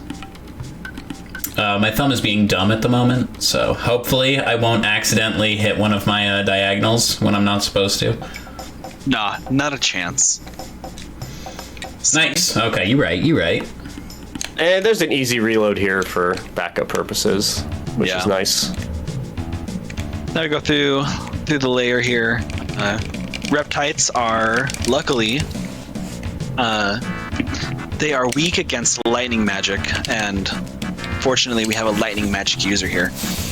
I had to check because on the 195 sometimes when we're at the bottom of Denadoro Mountain, either Chrono or Robo will get hit. This time it did hit Chrono, so I just wanted to make sure that he was not going to die to the 34 damage we use as an RNG check right there. Quick slash there, and then that's setting us up to do a quick lightning on this guy. This big thick boy is pretty fast. So you want to get into your menu, get your lightning off. It's more like we're pretty slow. Yeah, true. At this point in the game. Chrono's still pretty fast, but I think this thing just has like a set early ATB push on a lot of his stuff. Fight there, no one got hit. We're all set up to run away from our next encounter to set up our final RNG for Nizbel. This guy, we just sneak up on this ape. As soon And as then run past him. Some casual Metal Gear Solid gameplay there. Yeah. 100%. Every time. Quick menu there, run away. We'll do a quick shelter here, and we'll do a quick menu to get to get our first Berserker on Ayla. There we go. And we have to make sure we take off the ruby vest, because if we do not, It's very bad later on. Yeah, we need it for the Magus Castle climb. Did I put the Berserker on her? I did. Yes. Okay. And so, fortunately, with Chrono not being berserked here and having lightning and being unequipped, like this fight is not super scary off script. Just lightning every time that he discharges, but it is much slower if it's off script, because then you can get multiple times where you have to make it lower his defense and whatnot. But not super scary off script, just slow. Yeah, just way less Ayla critting. Like this fight on script is just basically Ayla likes to beat Nizbal extremely viciously. It's like she was made for killing dinosaurs or something. She's the original Turok. So again, we're going to be putting our Guys. inputs in. Yes. Sorry, if you guys have just a couple of seconds, I just wanted to ask where we're sitting on time-wise, so I can let people know. Right now we are right on track for everything. Cool. Thanks. Yeah, no problem. Oh, that was incorrect. So now we're gonna be off script. A little too mashy. Yeah, just Okay. a little too mashy. So you'll see that the crit doesn't hurt Nizbel while his defense is up. Lightning down. Again, not scary, just be a little bit slower. Luckily, there is an easy reload right after this to reset the RNG, so no struggles there. Still got good crits on him. We'll have to do one more cycle, but it's only going to be a couple more inputs, honestly. Yeah, and for the reload, generally I'm going to do the 10 count before Magus Castle. Just cause. It's my favorite. Anyways. Yeah. I was gonna say, I think if Ayla had crit there, you might have had it before the lightning. We'll see. There'll only be one or two more hits here. Ayla is strong. Oh, yeah, no. She is severely overleveled for compared to the rest of the team, because her level is static in the game.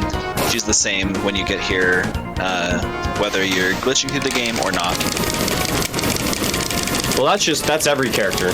You know, every character that we meet up with is a fixed level when we meet them. So we, you know, by just like default take advantage of that by being such a lower level. Yeah. So we just get, you know, like if we had to fight Yakra, Frog would carry us through that fight. Yeah. Yeah, he would. And the same thing, like Robo would carry us through the blues if we fought with Robo when we fought the blues with Robos. R.I.P. If only. We get the gate key back. You'll see Riggs do a little zigzag here to skip another text box. Just like that, right out the door. Otherwise, Ayla's like, come again, let's party. Because she's a party girl, you know. It do be like that sometimes. So, I don't know if anyone noticed, but we put the Berserker on Ayla, but then she was immediately taken from the party. We didn't get a chance to remove that from her. And as we said, Berserker is really, really important for a lot of times, and it's utilized in a lot of the fights. But fortunately, we're going to have a second Berserker coming up right after this. I tried to go for some swag movement that Halation just found, where you can run through those four dinosaurs if you are fast enough. I did it a little slow, so... Oh, it's going to be in my next PB, I guarantee it. It's a lot of fun. It's so cool.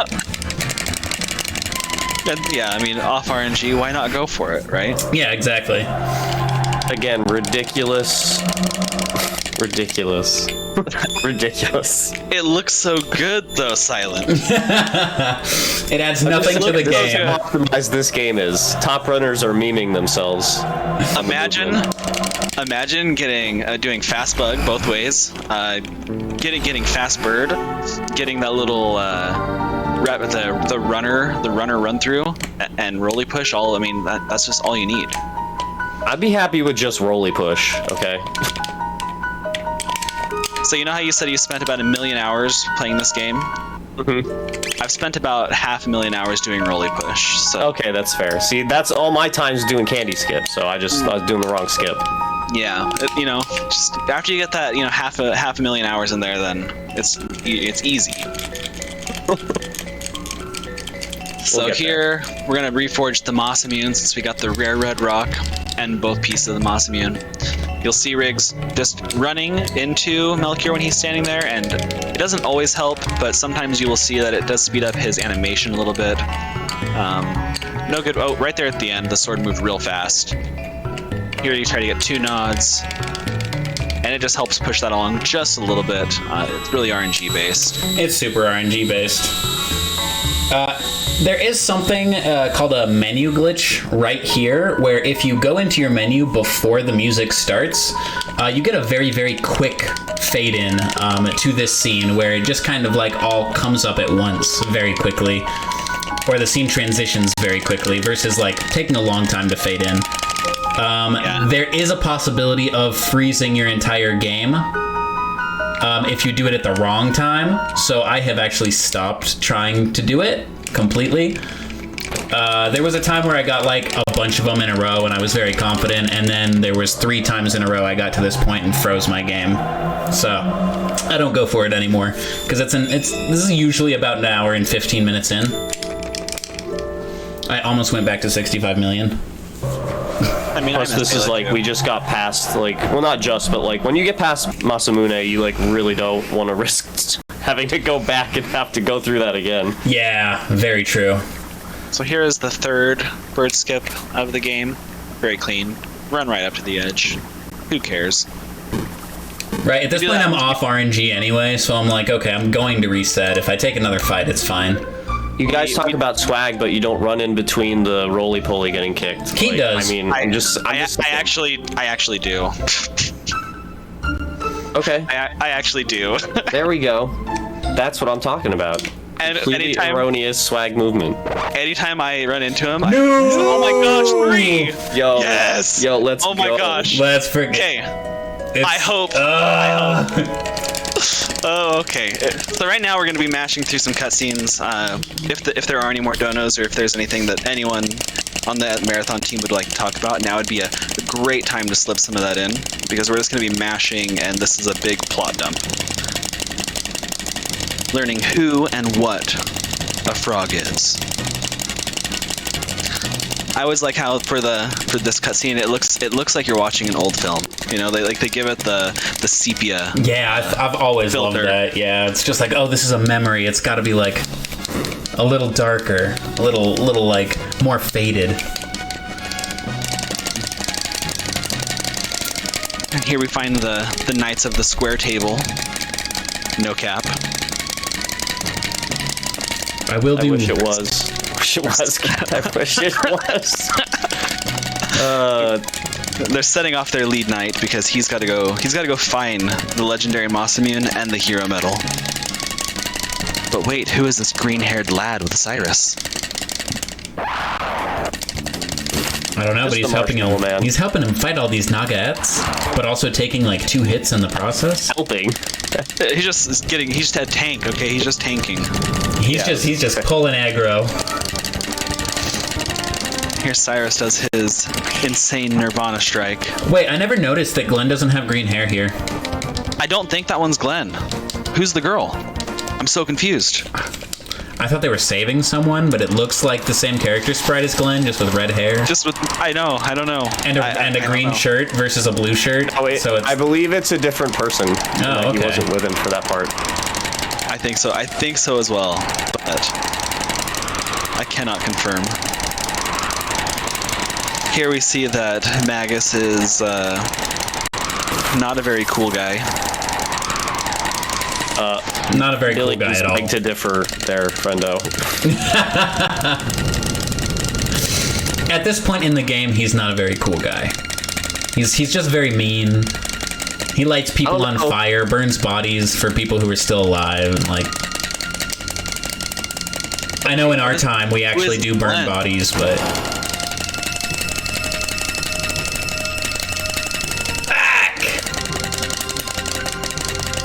And he falls all the way down to the bottom. of Denadora Mountains. Ozzy calling anyone a spineless wimp is irony at its finest. Oh, 100%.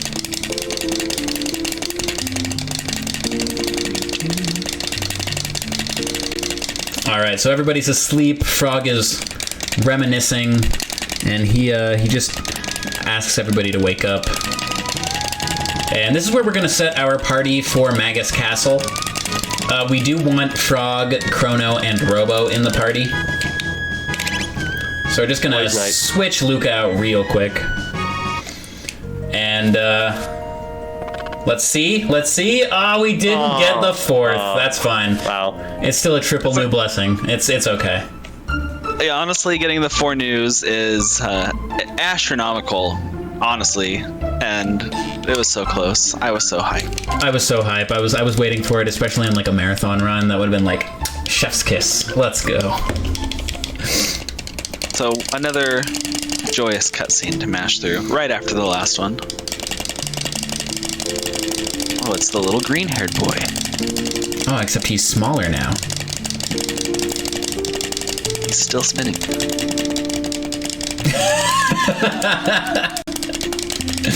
They spun that poor child so hard that he just couldn't stop. Couldn't stop even when they ran away. This is when you find out that Glenn is in fact a marshmallow. Glenn is a marshmallow. For any Keat Ketchum fans in chat, you got that marshmallow frog right there. And this is my favorite sprite in the game, Cyrus, just staring off into the sunset. They obviously put so much work into that sprite for its hair and like scarf to be moving that way, and this is the only time you see it.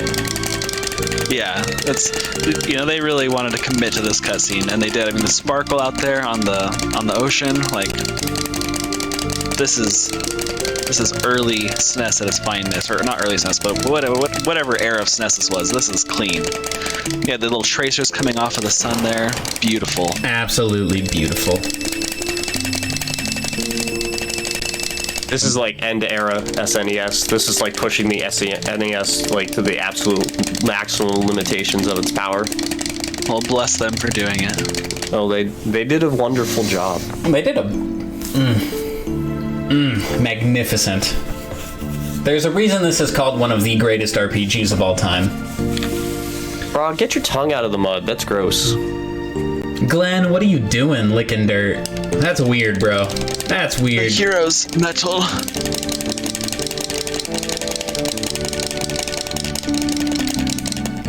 I got a bone to pick with you, Chrono. He said hand over the mass immune, okay? Not stab it into the ground like a jerk and dull the blade. Chrono knew he was gonna get magic blasted like off to the other continent if he held onto the sword when Frog touched it. Like what? Come on now. Ah, true. There is that. Why can't Frog do this at any other point in the game? Does he use up all of the sword's magic right here? Just for like this one Luminaire? Nah, Masamune are trolls, so they're just trolling. Yeah, true. Yeah, they carried the troll through the rest of the game. It's fine. So now Glenn really uses the sword to dull the blade by chopping him out in half. But, you know, it's fine. I mean, how else are we going to get to Magus's castle? That's also an explanation. He just like ruined the blade by cutting the mountain, so he doesn't get to use. Yeah, no, that makes sense. Don't cut boulders, kids. That's really what we're trying to get at. Like, you're gonna dull your blade. It's like a battery. He wasted the charge on that one action. You just gotta recharge the blade now with the love of friendship, and he just waits too long. So here we teach Glenn the magic of running away from fights, because he's obviously never seen that. And only magicians are able to, yeah. And Frog, unfortunately, does not learn magic in this run. He is not utilized enough to have to. I mean, like, he doesn't even learn any good magic anyways, so why even bother? That's true. All right. I'm a little bit used to playing Rando, where his spells are bumped up a little bit to make him useful. Yeah. Yeah. Frog Flare hits real hard. 1, 2, 3, 4, 5, 6, 7, 8, 9, 10. Sorry, had to forgot to count the first time I did the reload, so I had to reset again. Been there. So that 10 count is it's pretty much the longest time that we use to reload to hit an RNG window. Right? There's not a longer one I can think of. I believe there's the backup that does 13 for... Magus is 11. That's the longest one I know of. I don't know what the 13 is for. New Game like Plus, you do 16.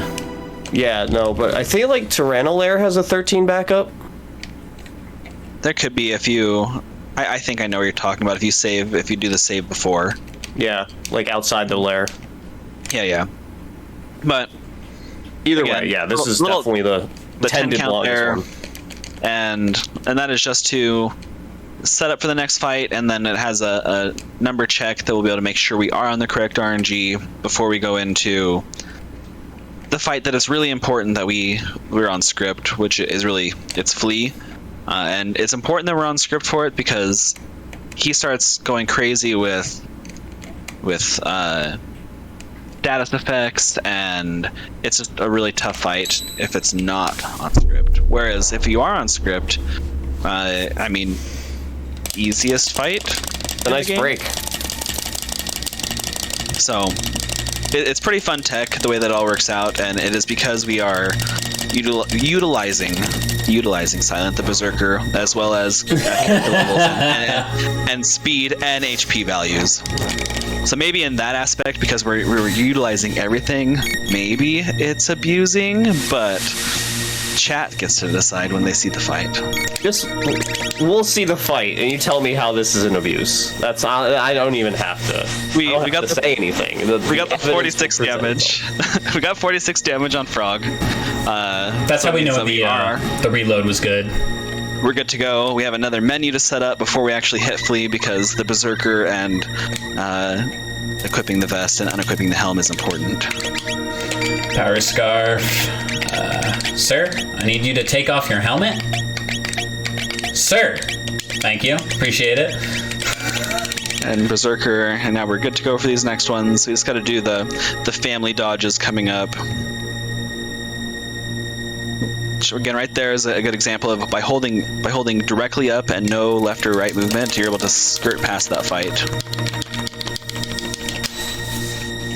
We got Frog on the Berserker, so he's going to take the MP drain attack here, which is ideal since he's not going to be using any MP with his Berserk self, all poisonous, skinned, and frog-like. Suddenly we realized that wasn't the real Flea. That fight was too easy. So now we get to fight the real Flea, which is obviously much harder. And the real question, is Flea also Batman? Yes, probably. And that bat has been following us since we first entered the cave after Frog chopped open the mountain. Yeah, it's fun. All right. So by having the Berserker on Frog and by having the correct HP values in some of these guys, Frog with the Berserker, his attacks are always going to overwrite Flea's because they have the same speed, and with the Berserker on, we're just going to not let Flea have another turn, essentially.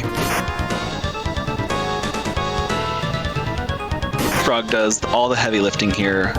We only use Chrono and Robo to help push past an ATB part where Flea would get a turn if we didn't, and to also set up the RNG for Slash coming up.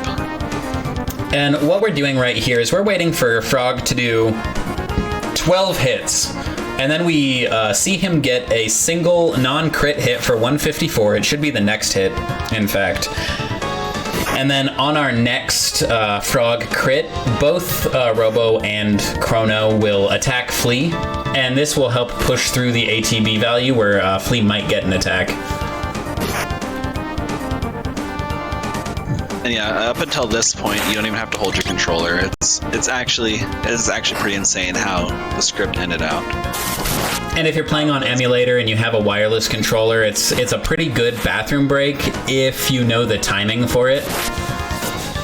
It's like, what, a minute 19? Yeah, it's a little faster than the, or a little longer than the Magus bathroom break that we actually use, which I will use after Magus.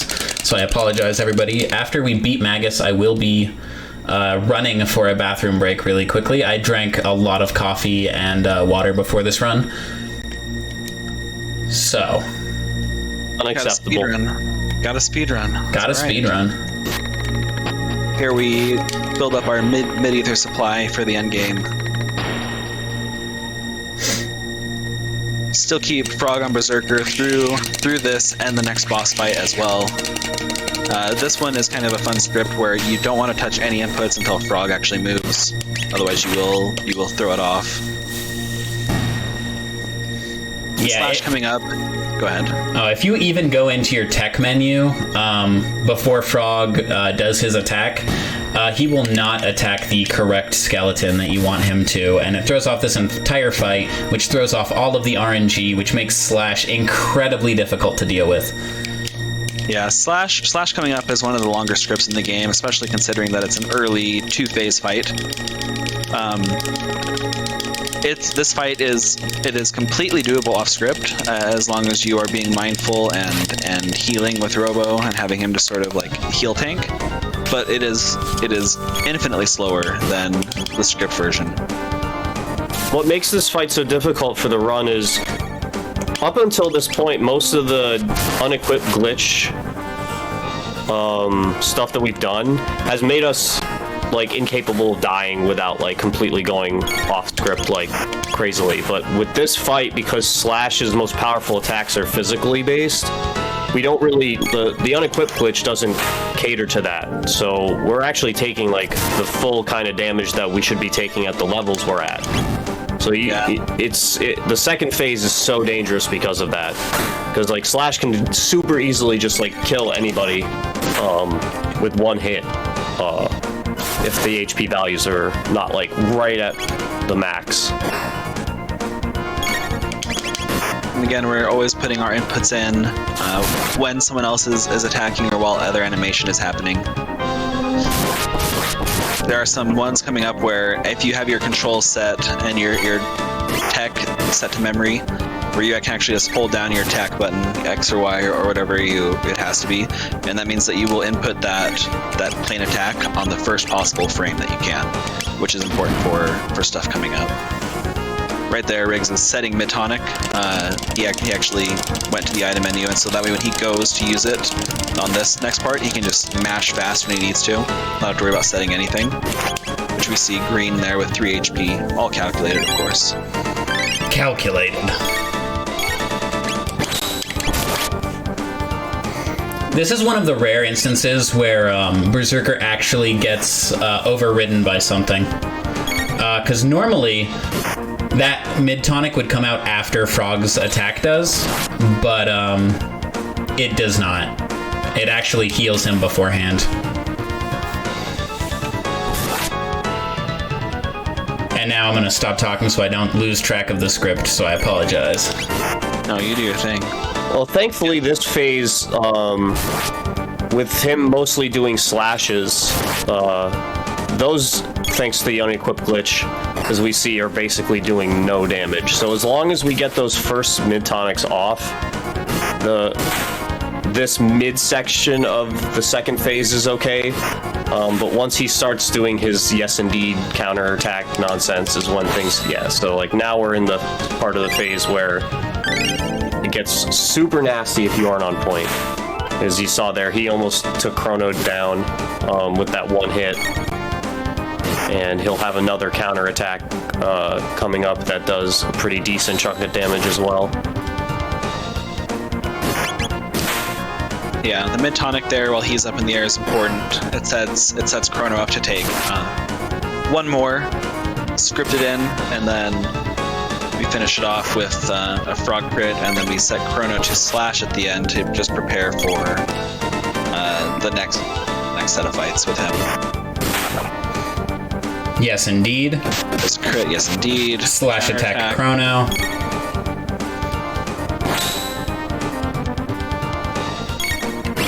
And then just set Chrono back to his tech menu, and very nice fight.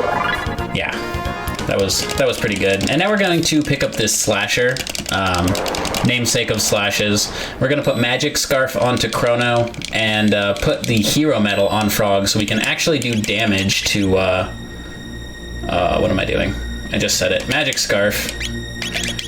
and hero medal, and then use a shelter, of course, which my menu is a little wonky at the moment, so excuse my inputs. I'm having to look for everything. Normally, that magic tab that we get from Specchio after the Specchio fight does make the entirety of the menuing for the rest of the game just a little bit weird. Even though we did sell it, it still puts things in weird places after you get it. So here, for this set of fights, we will be utilizing the menu trick. We'll just holding L and R, and we will enter our tech menu, and we'll be able to exit the fight without taking any hits. And any hits that come from the enemies will further that RNG manipulation that we're on, which is just unacceptable. No, we want it There's a perfect. point before Magus, so it's not a huge deal. But again, I mean, time loss is time loss. And each fight has each ATB, the menu trick, it has its own unique to the fight depending on where you are in the cycle. But you just get a feel for it eventually. You know, you can always hold it a little bit longer if you're nervous. I generally hold everything a little long. Just because the ATB of some of those gargoyles is actually super high as soon as the fight starts. So if you let loose just a little bit too early, they will get an attack off before you re-enter into the tech menu. So I'm always very cautious going through there.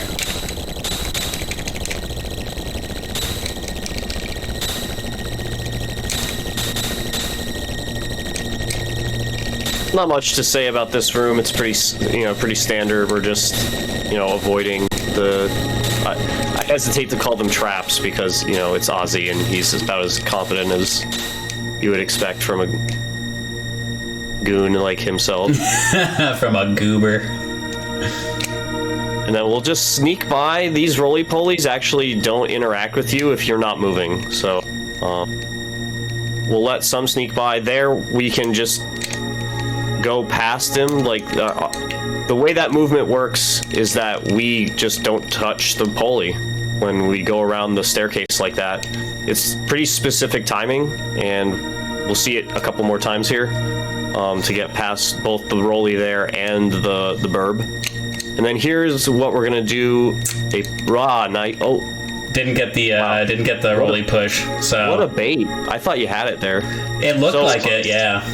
If you're fast enough, you can get that rolly to push the bird out of the way, and then you don't have to use Frog's sprite to move that bird out of the way. Like, the bird will just walk towards the screen, and then you can just walk through. That's what we do there. But again, if the pulley is fast enough, then it will do the bird push for you. Yeah, But no big deal. That is one of the most precise movement tech in the game. It is difficult to learn. It's fun to get, and it does save 10 seconds or something stupid like that.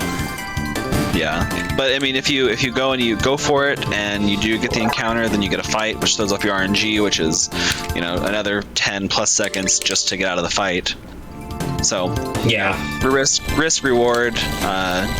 Totally worth it if you can get it, and again, it's fun to learn that movement. And I still struggle with the skip before that on that part of the climb. I did for a long time. For so long, I got stuck on the bottom. I actually didn't know about the rolly push until I was over at Keith's house earlier this year, and he sat down and taught me the entirety of the rolly push, and I was like, oh, I've been running this game for 3 years, and I didn't know about this. I just never noticed it. I don't know why I really enjoy the stupid little things like that, which are like the micro optimizations, which are not great, but Well, like we were talking about before, that's all we have. Yeah, that's the time save. That's all the tech rerouting that we can really do to chisel this run further down. I mean, it's barring some insane find that comes out of absolutely randomness. There's really not much more to take time-wise off from the run. And that just ties back to what I said earlier with this game is entirely movement based, and I mean that on both movement on the overworld and in fights. It is it is a technique check and consistency check from start to finish. If you're going for the optimal script, if you're doing everything right in quotes. I mean, no matter what, beating this game in 3 hours is always so interesting, and it's a fun experience. It's a ride the entire way, that's for sure. Just sit down and play, my favorite game of all time, and being able to beat it in 3 hours is whoa. Whoa, it's my favorite game of all time. It's my favorite game of all time. What? What, guys? Did we just become best friends? Heck yeah, we did. Do you want to turn our beds into bunk beds? Yes, we have so much room for activities. Yes! So I am going to have to do a reload here, I think. And 118 is actually good. There should be a 119 at the end. Or will you?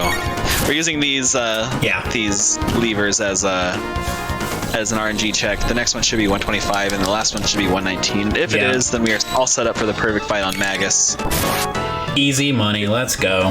It's super important. This is, probably the first real, you die kind of fight in the game.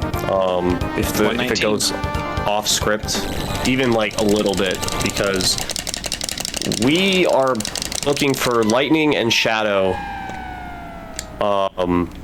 barriers from Magus in the first phase, and if we get fire, that is absolutely detrimental, because unequipped glitch does not help us against fire attacks. It only helps us against the other 3 elements.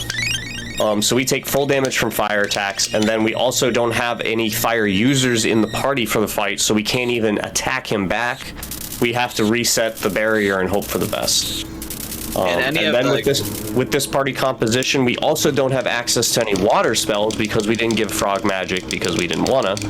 Yeah. So if he does ice, it's not as bad from a damage perspective, but it's still a wasted turn, and we have to reset him and hope for the best. So ideally, this fight is gonna be lightning and shadow, and then get to phase 2.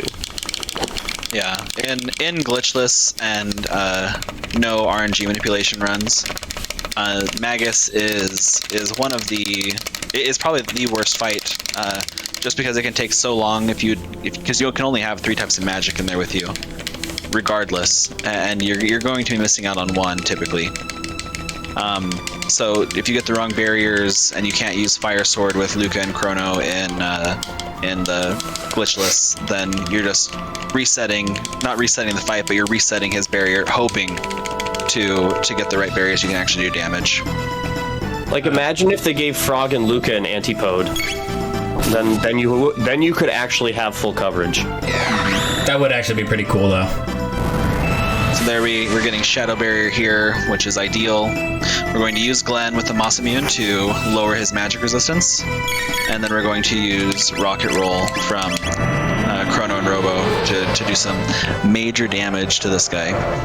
We're going to do it specifically off of Chrono, so that Chrono gets hit with the Shadow Barrier. And I think there's something to do with RNG to make sure that it's Chrono. But yeah, now we're just gonna attack with Frog, lower his HP, wait for Magus to attack a couple times, and then as soon as we can, Rocket Roll again. He'll Lightning Barrier this time. Luckily, we have Chrono with a lightning spell, which we actually don't use for this. Oh no, we do use it once. We do use it once. Yeah.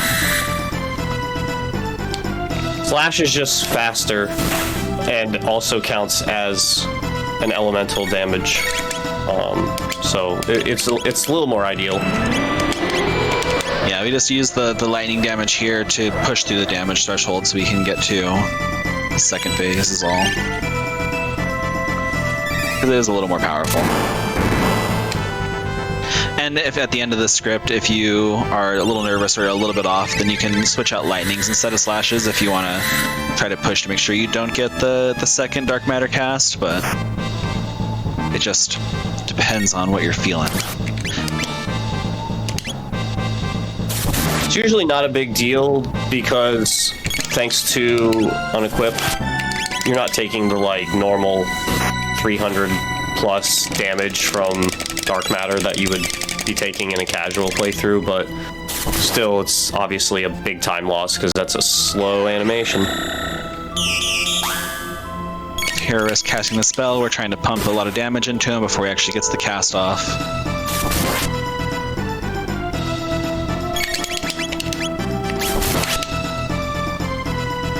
There are a few tight inputs on this to get the perfect fight, but like I think I was a little slow on that robo attack. We'll see. Nope, I was good. Nope. Very I nice. was always under the impression that phase 1 is a lot more important to get perfect than phase 2. Like, Oh yeah, 100%. you can survive phase 2 going off script, but like if phase 1 goes off script, it's like you're just like RNG God save me, or you just get like 3 fires in a row and just like quit speedrunning forever. You know, whichever. Or at least for a while, you'll rage quit. You'll come back to it. Because Chrono for life. Every time, yeah. Every time.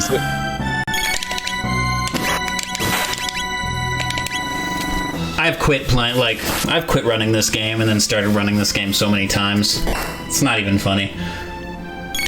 It's a little funny. You'll always The first rule of Chrono Trigger speedrunning is Chrono for life, so you're stuck. Yeah, You there's take a no break. escape. You can take a mental escape for a little bit if you want, but you'll be back. And then Frog You're like- crits at the end here. You're like Shala trapped with Lavos in the dimensional vortex. That's alright. Frog does not need to live here. It's fine. passes away. Just gonna use a lightning. This ensures the kill on Magus. It does about the same amount that Frog would have with his crit. That's the 1500 XP. And we're going back to 65 million BC. And I am going to mash through this text, and as soon as the actual cutscene starts, I'm gonna run away. Yeah. This will also be another good time for dono announcements, because we're going to have a decent break here. All right, I believe we're all caught up on any donations that did come in. So again, thank you everyone who's come by and checked out the stream, shared all that good stuff. We have raised $743.54. That means that we have cleaned up 743 pounds of trash out of the ocean just by donating this much money. Chat, if you haven't already, go click that donation button, go donate towards your favorite incentive. There's only a few incentives left that you even can donate towards. Go get some coffee from 840Riggz, who is killing this run. There's only 2 of those packets left from what I last saw, so go grab them before they disappear. If you haven't gotten merch yet from the merch shop, $5 gets donated for every piece that you buy from the shop. It doesn't matter how much or how little you spend there, they will donate $5 to the cause after the marathon is over. And if you didn't know, join the Discord, because we're doing this again in April on Earth Day. Very nice, very nice. Awesome. Thanks, everybody, for all the support. That's amazing. Make sure we're trying to hit the rest of those incentive goals, and let's get some trash cleaned up, guys. The world needs it, honestly. See, even Marl wants it to be greener. She's Green, literally green, green, green. screaming at us to be green. It's okay. So this is that is one of the only spots in the game, which again goes with the storytelling that they are doing. You're unconscious that you're sleeping, so it's a dream sequence. So it's the only spot in the game where like the text is scrolling. You don't have to mash through. That's why it's a great restroom break. From a lore perspective, it's actually really neat because it's one of the only times we get any sort of input from Chrono, because it's Chrono's dream, of course. So we actually get to see a little bit into like what's going through his mind right now at this point in the game. So now we wake back up, and we are gonna go try to find Ayla. But wait, the North Woods are on fire. Pretty decent fade out coming up to skip a long cutscene. This is one of my least favorite fade outs for a long time. Something about that northward movement for this long of a one. Maybe it's like a little fuzzy too, so I wasn't having my good visual cues, but this one was very frustrating for a while. Yeah, I always feel like the vertical skip's a little more awkward because it's harder to really understand the positioning because you have with like the the vertical movement. With horizontal movement, you have a better like visual cues with the sprite animations, like, you know, fists hands and swinging feet and stuff. Yeah. But when it's moving north south like that, you really just have Chrono's hair, and there's not a lot of movement to really go off of. There are a couple, two actually in a row here, pixel perfect movement skips coming up, or encounter skips coming up. We're gonna go through these couple fights here, run away. I'm gonna pick up a few pieces of equipment, get another mid-ether, get the miso mail. But then there's gonna be the schist sitting in front of the staircase, and you have one pixel where if you're lined up just right and you're only holding up, you will skip right past without triggering. It's pretty fun to see, and it's not too punishing if you don't get it. It's just a reset, just a reload. It's always fun to go for. It's got one more pixel left to go. We're gonna do a little pause buffer. Oh, Robo, there we go. Very nice. Very nice. And then one more up here. This next one's really fun too. You'll see this little darker green shaped heart in the ground. There's a little square cutout. And so if you get Chrono's foot just lined up on the edge of that, right there, perfect. Hold straight up, you skip that encounter. Super fresh, super clean. Setting up for the next fights coming up as well. In this next section of the game, there's a couple fights with volcanoes and riptides where in glitchless, it's the grinding part in the game, and you're trying to get techs learned on certain people and whatnot. We only take the fights we have to here, and we have to make sure that we learn Ice Sword, which is imperative for Black Tyranno fight. But after you learn that, you only have to do a fight to set up the RNG for Black Tyranno, which Black Tyranno, again, off script, as long as you keep your people healed up and you have your revives on hand, isn't super scary, but so much slower off. The script we do is very optimized to be as fast as it can with the minimum amount of inputs. But if you do get off, you can throw some extra ice swords on there, and it's not the worst thing in the world. It's also not the best.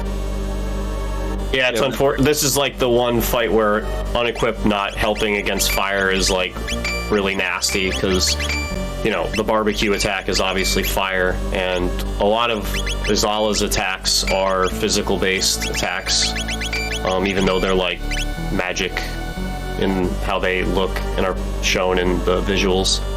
So it's another boss battle where we don't get to lean on the unequipped glitch as much as we'd like to.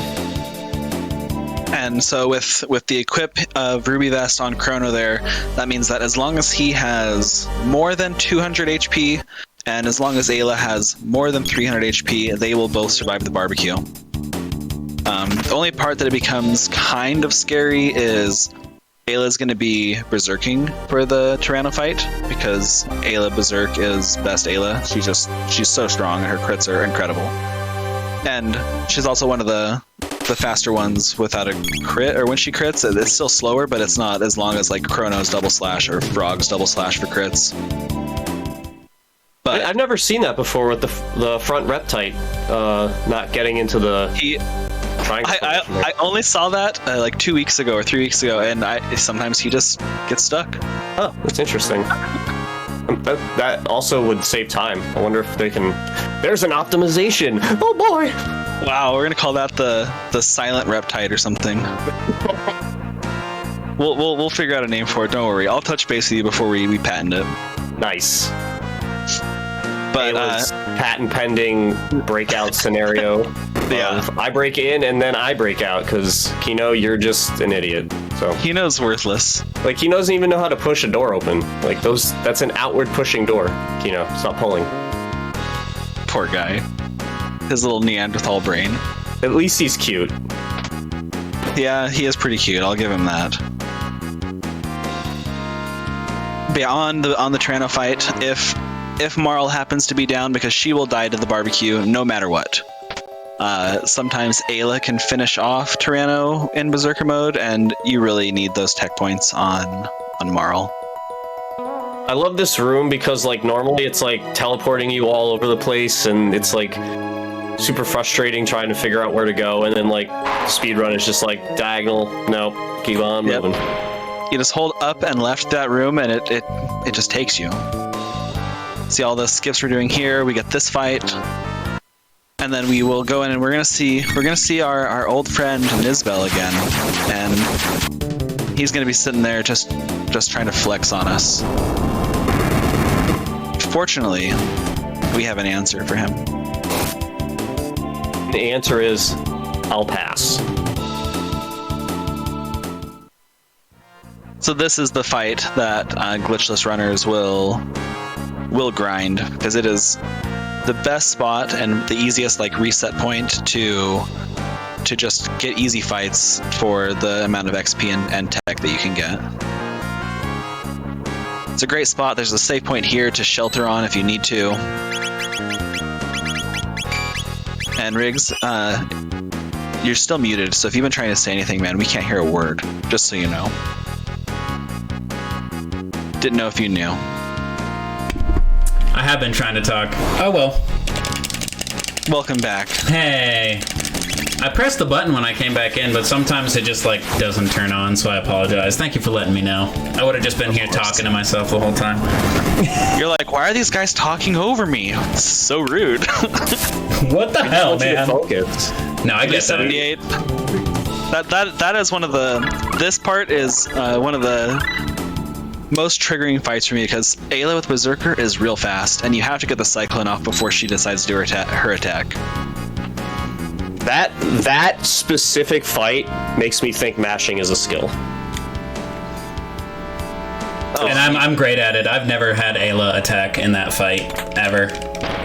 Before Chrono. MBN. Okay. Ooh, should I fly away? This couch is out. Yo. The disrespect. I've never had that happen. Come on, guys, up your mashing game. What's going on? I've tried. Yeah, and Chrono is another one of the longer fights. You have a lot of leeway through the first part, but when the barbecue start happening, you've got to be on point, because if the last barbecue gets off, then it is a reset, because everyone's only at 50 HP in the optimal fight. Yes. But as long as I can tell where I am in the script, again, everything is scripted. If something is not right, I know to just heal Chrono and Ayla to make sure that they live through it. Yeah, so the Ruby Vest on Chrono reduces fire damage, so that's why anything over 200 HP and he survives. And Barbecue doesn't hit Ayla for more than 300, so... Yeah, even though Ayla doesn't have an elemental affinity, she kind of has natural fire resistance. I think that's just due to, like, she lives in prehistory and, like, you know, hot isn't as bad for prehistory or whatever. It's always been how I figured. Yeah. They logicked it. So here we are trying to we are doing all of Chrono's and Marl's attacks on Azala. And we're not hoping, but the script is that Ayla hits Azala as often as she can. But we take out Azala first, and that starts the Tyranno defense down, storing up for barbecue phase. Yeah, there's surprisingly few techs that do, like, serious damage to Azala. So it is nice to be able to have something that really thumps, despite the fact that we're egregiously low level for this fight. Like, this is really where you start to see, like, how big of a difference, level-wise, we are from the quote-unquote intended levels for these fights. Having Marl fully unequipped gives the damage boost you need for these ice swords to really push through. And this ice sword should be hit for 508, and this is where Azala breaks. Nice. 508, Azala breaks. Ayla gets a few attacks in before the defense lowers, but her crit's still hurt on her, actually. And if something does go wrong, you use Ice Swords during this one, even when the defense is down, and that can push the damage. Again, it's an easy safety, but it's not optimal. It takes a lot of extra time. Very important there to make sure you wait until Ayla attacks the second time for the defense drop before you Ice Sword. It's really easy to just want to do that input as soon as you get it, but it's important to let Ayla get her attack in first, because you'll throw off her crits for the part where the defense is down, and it's so important to have her crit as many times as possible.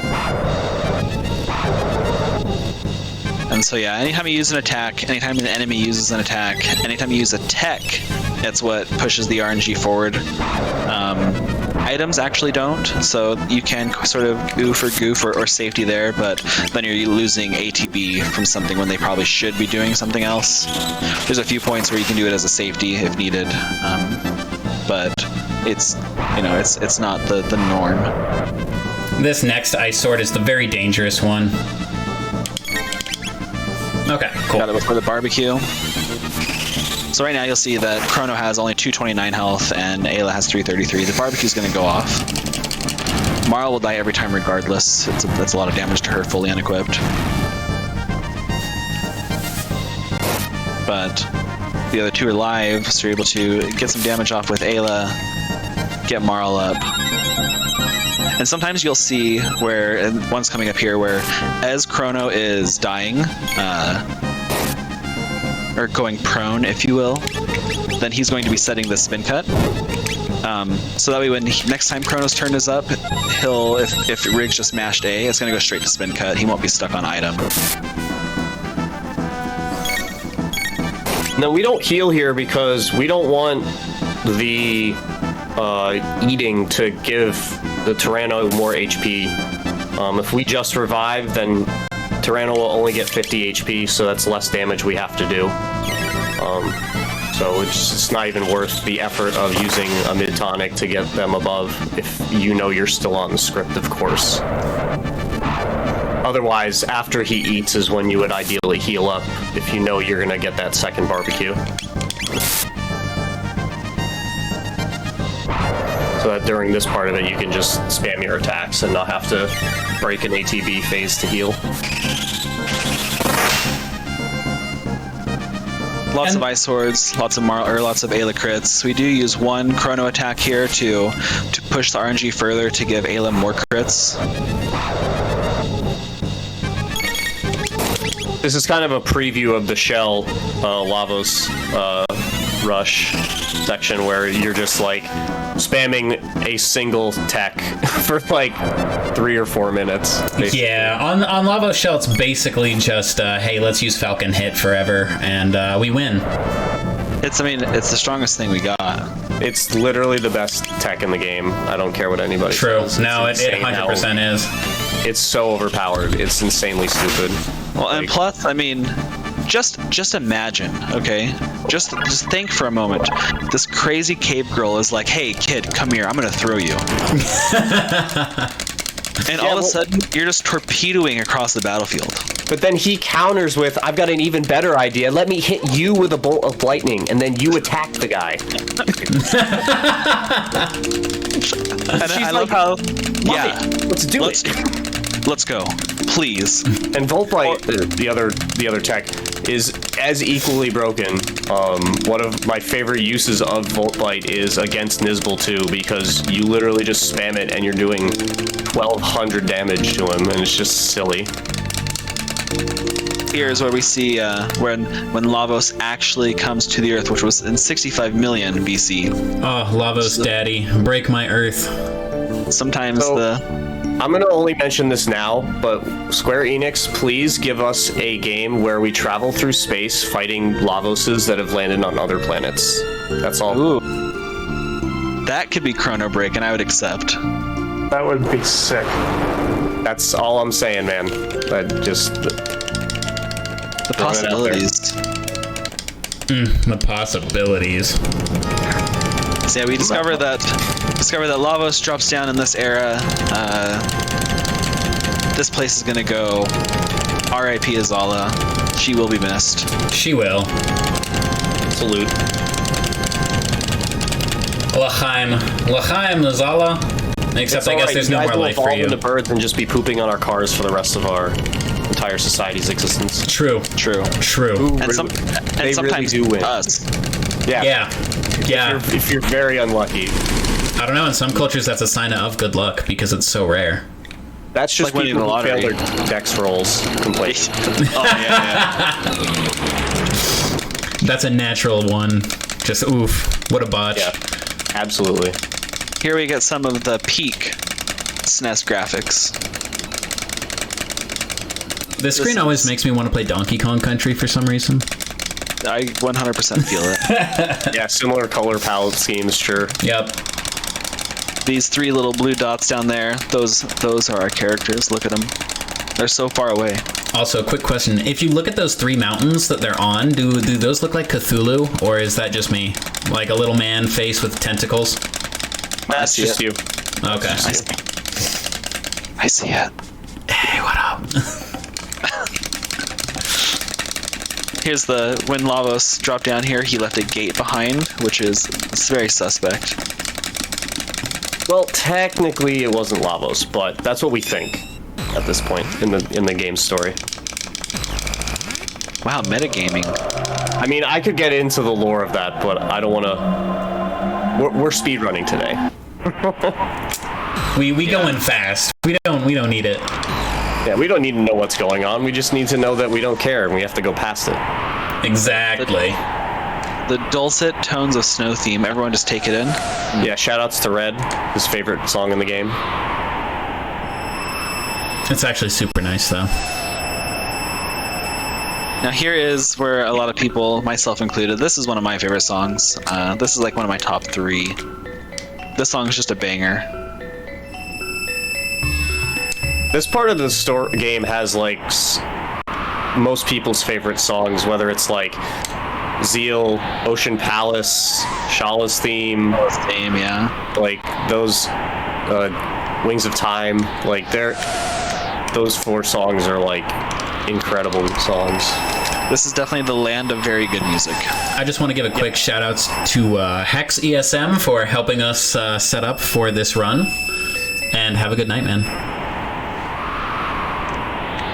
And I pressed left. If you press anything other than down going into these teleporters, it immediately just pushes you back onto it. So if you even are pressing a diagonal, it's terrible.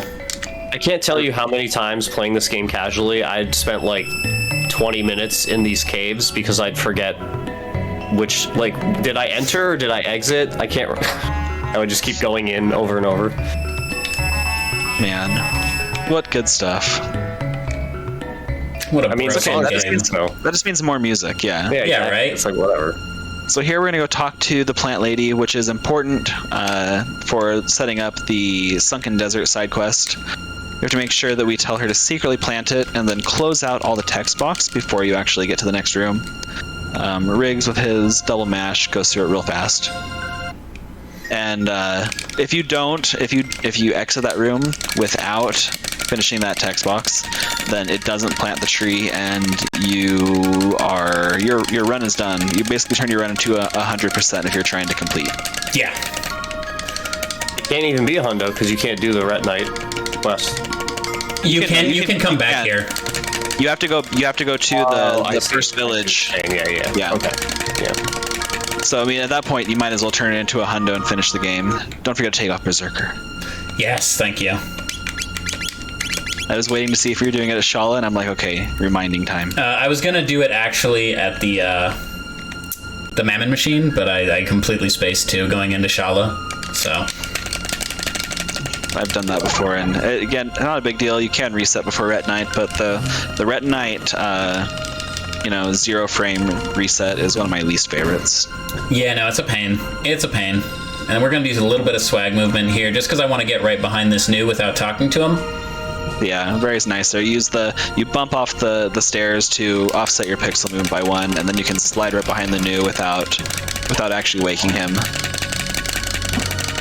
Which is nice, I mean, he's sleeping. I don't want to wake the boy. It's okay. He's gonna be up now though, and he moved. Yeah, he moved. That's okay. Here again on this next fight, we will use our low health and Golem's one-shot kill on us here to set techs we need for later, because the next fights coming up in Sunken Desert are some of the most difficult and timely inputs that you need, and so having them preset on the correct techs makes it much easier than worrying about it. Yeah, I have had Meryl die here without being set to ice, and then I couldn't set her into ice before getting into the hexapod fight, the second one, and it was just it was so bad. It was so difficult. That's like a dead run, basically. That input is so tight.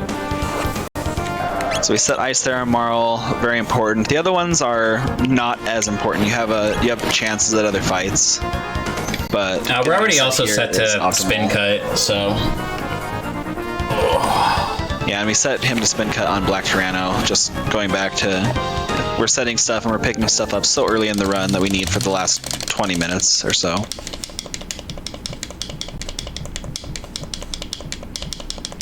This is one of the most. This is probably the most common category ran, right? I'd say maybe Glitchless has its time where it's more popular. Glitchless is definitely becoming more popular at the moment. But we have any percent no LSS, which means no lava shell skip, meaning we're fighting the shell gauntlet. And I think that it is the most common run because it doesn't require the lava shell skip glitch, which is like a triple or at least a double frame perfect glitch that comes in. But also just doing the lava shell gauntlet when you are like sub level 20 for most of it. It's a really hype part of the run, and it requires a lot of skill to do all the inputs correctly. And there are more and more safeties coming out for some of the trickier parts of that longer script, because it's a 17 to like 22 minute fight depending on your speed on it, something like that. I mean, you could argue that the shell gauntlet is as difficult as the shell skip. Oh, I would say absolutely. Oh, yeah. Absolutely, yeah. Like, it's more a matter of, like, what are you better at? Like, is your combat execution better than your movement execution? You know?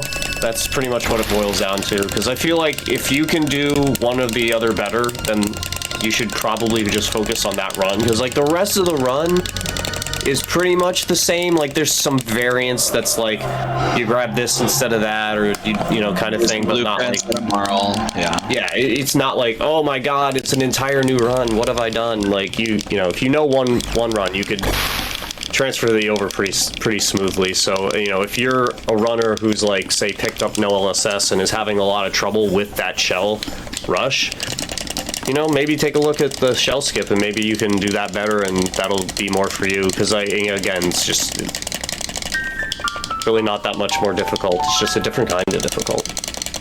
There are some really good resources on both the Discord and the wiki for CT, and a couple really good YouTube tutorials on actually how to do the shell skip and the fight.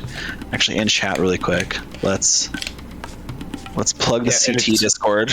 That skip has come a long way. That skip was originally like basically TAS only, and thanks to a lot of work from a lot of really cool people, we figured out how to do it not only as a human, but do it like, I wouldn't say optimally, because like the Keat was saying, there's some frame perfectness to it that obviously is never human friendly, but it's at least something that like you can realistically perform in a run and not have to just be like cross your fingers and hope for the best. Yeah, and it's fairly consistent as well, as long as you have the setup correct. And backtracking just a little bit there, like there's a shorter category for this for people who want to pick up something a little shorter. Just defeat Magus, or just the Magus percent, and the no LSS, yes LSS, and Magus are all the same up until that point. Like nothing changes other than picking up one item out of Medina. Glitched Hundo is also almost exactly the same, except for the last part of Magus Castle. Yep. Oh, did I not hit it? Guess I didn't cross the threshold. That's my bad. We do a fade out in this forest specifically so that we don't have to watch this new like come back to life here. It's a long cutscene, and we do this to get the final sword upgrade that Chrono's going to get, and it's really strong. And the swallow is real powerful. It literally doubles the power of the sword that we have currently, and gives us 1 more speed than the other sword the slasher was giving us. It's an absurd upgrade. And even though we go all the way through these portals, even taking time to go through these portals to go around, like, you need the sword for the rest of the run. Absolutely. Like, that 1 extra speed is extremely important. Especially with our RNG being manipulated, we need everything to be spot on. Here is the last bird skip in the run. Arguably the not the most important, but the one you really want the most, which it is what it is. Shit happens. Yeah. Sort of Casper cursed that. How dare you, Keith? I know. All this means is that after we set up our menu right before Sunken Desert, Rigg's gonna have to do a quick reload. Yes. Hopefully, like that one for me is like the one I care about the least, because I'm almost always making a save set point there anyways. Just like, if I don't get it, whatever. I always save outside of Ret Night anyways, but there are a lot of times where I'm just like, if the run dies here, it dies. This is another point in the game where, like, you have this really long stretch where you have to carry the RNG all the way through all of it. If you make any mistakes on these fights leading up to Ret Night, you have to do all of them all over again. And it's incredibly frustrating as a newcomer learning the run, but it's very satisfying when you actually do get it. Ooh, first try reload. Ooh, dang. So that you have to have the black screen reload there, or right when the screen barely has any light whatsoever, and that gives you the optimal RNG for this. We go through this fight where we just run away, and then we have the next fight, and you'll see why having Marl set to ice is instead of item, because she was on item before. Having Marl set to tech at very least is needed for this fight because it goes fast. Yeah, I gotta say, you all are super knowledgeable, and I told Riggs a couple weeks back when I started, following his stream and getting him into doing the marathon that I really want to learn this run. This is one of 2 runs that I'm trying to learn this year as my New Year's resolution. Oh, please do. I love that. Yeah, let us know, and you'll definitely have as much help as you could possibly want.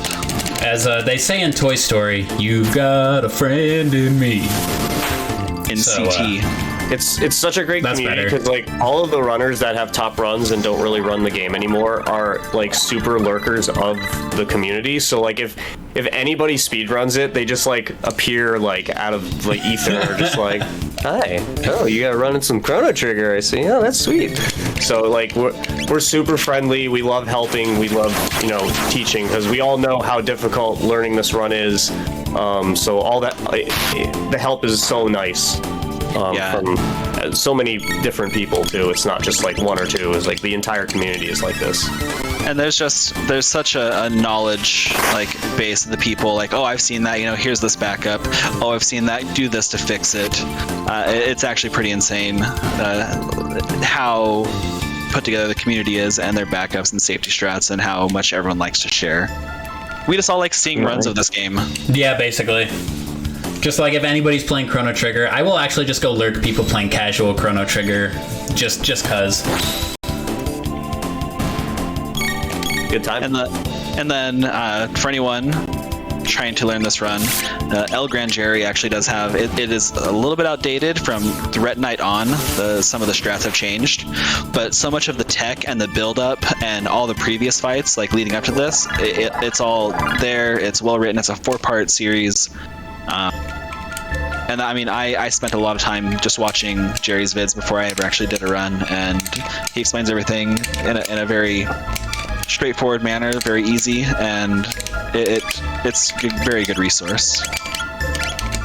As I was saying earlier, we got all those fights through on script, and then a quick fade here to avoid the initial, like, oh, what is this bad monster? Let's kill it. It's very important to get to Ret Knight as fast as possible. Every time Ret Knight surfaces and you don't interact with him, your party takes 30 damage each. So if he does like 3 or 4 surfaces before you actually get the fight started, the whole script goes off because people are too low starting health to be able to like get all the way through the fight. Yeah, typically if you miss him on the first resurface, you just go ahead and you mid-tonic, Marl at very least, and if you get a couple, then you do Marl and Chrono just before you actually go to the fight, and then you're good to go.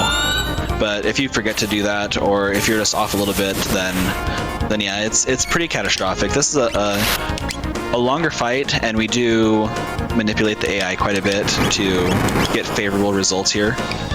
And if the core leaves or you don't finish off the legs, then Red Knight can kind of go crazy. And when he starts doing like shadow spins and stuff, it's GG, and you got to reset, and you have to do the whole Sunken Desert again, all 3 fights. Yeah, and it's just awful. Not to mention, if you don't kill the core, you miss out on like an enormous amount of tech points, which is extremely detrimental because Marl needs haste. And Ayla has to learn Falcon Hit. Yeah, and if you don't get that from this fight, you're basically grinding somewhere else if you don't want to reset. And that, you know, at that point you might as well reset. But you know, this is a super tight fight because of all the things that are going on that you need to keep completely under control. I have a little ditty that goes with the script for that part. Spin Cat ice the head. Hit the legs are dead. Legs should die here. Yep. And then we have a couple tight inputs here, but everything's looking pretty juicy so far. A little fast on that spin cut, but that's okay. And at this point, I mean, at this point, as long as you aren't too slow, then you should be good to go. The core doesn't really get sucked anymore, and he won't go too crazy. But yeah, if the core does run away, then every time you hit him, you have to cast ice on him again because the way that the AI works, the script. But right now, it's not too bad. You have a lot more leeway now. He takes many less turns without the legs being up.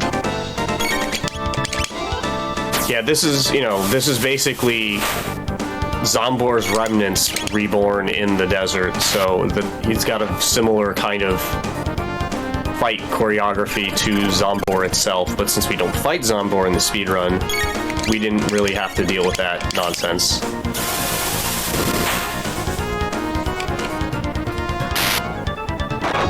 Just while you guys are fighting this guy, I just wanted to say that I did the math really quick. Only $257 away from hitting our goal for the marathon. That is absolutely bonkers that we're that close. Let's go, guys. Let's keep it up. I know after this run, I am also going to be donating, so that'll probably be a little less afterward. Those quick maths. 257, guys. We're close. We're close. Let's get it. We're gonna pick up our last few items that we really need for the run here. I mean, you gotta loot the dungeon, right? Yeah. There is one chest we do not need to open down there because it has a hat in Memory it that cap. we do not need, and so I'm just gonna leave it. Yeah, and if you do pick up that hat, you want to sell it here at this shop because you need it off for... You need that to not be there for menus later. Put Robo in the party. We're going to drop off the Robo lad. Drop off the boy. He's going to save the world, as well as... He's going to get a very, very well-learned master's in botany. Yes, that's the one. Now he's evolved into Botany Bot. He can grow anything. He's just taking care of like 13 bonsai trees inside of his own body. I mean, he literally creates like a magic ember in his chest, just chilling while he's doing this. Took a long time and a lot of saying- pressure to make it. True. What you're saying is Robo is playing Stardew Valley right now. Yeah, basically. Yeah. Robo Yep, invented Stardew Valley. He inherited the farm and he's going for it. Robo is the creator of all farming sims. Harvest Moon is actually thanks to him as well. Wow, Nice. Farmville. Nice. Farmville, yeah. Damn you, Robo! So much time lost to a Facebook game. I was gonna say so many relationships lost, but you know that works too. I mean, both. Yeah, for real.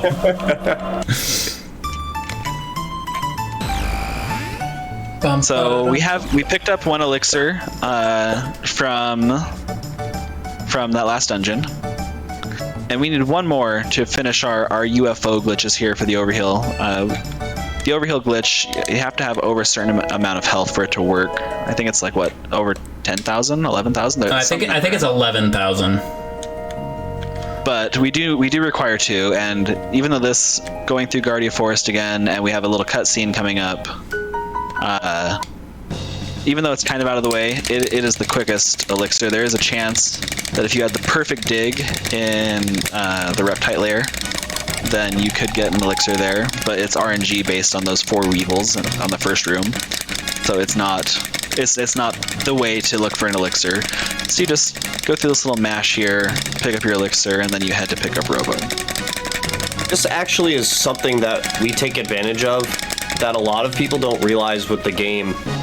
If you don't grab any chests in the castle in 600 and wait until you gain access to the castle in 1000, all the chests will be powered up items.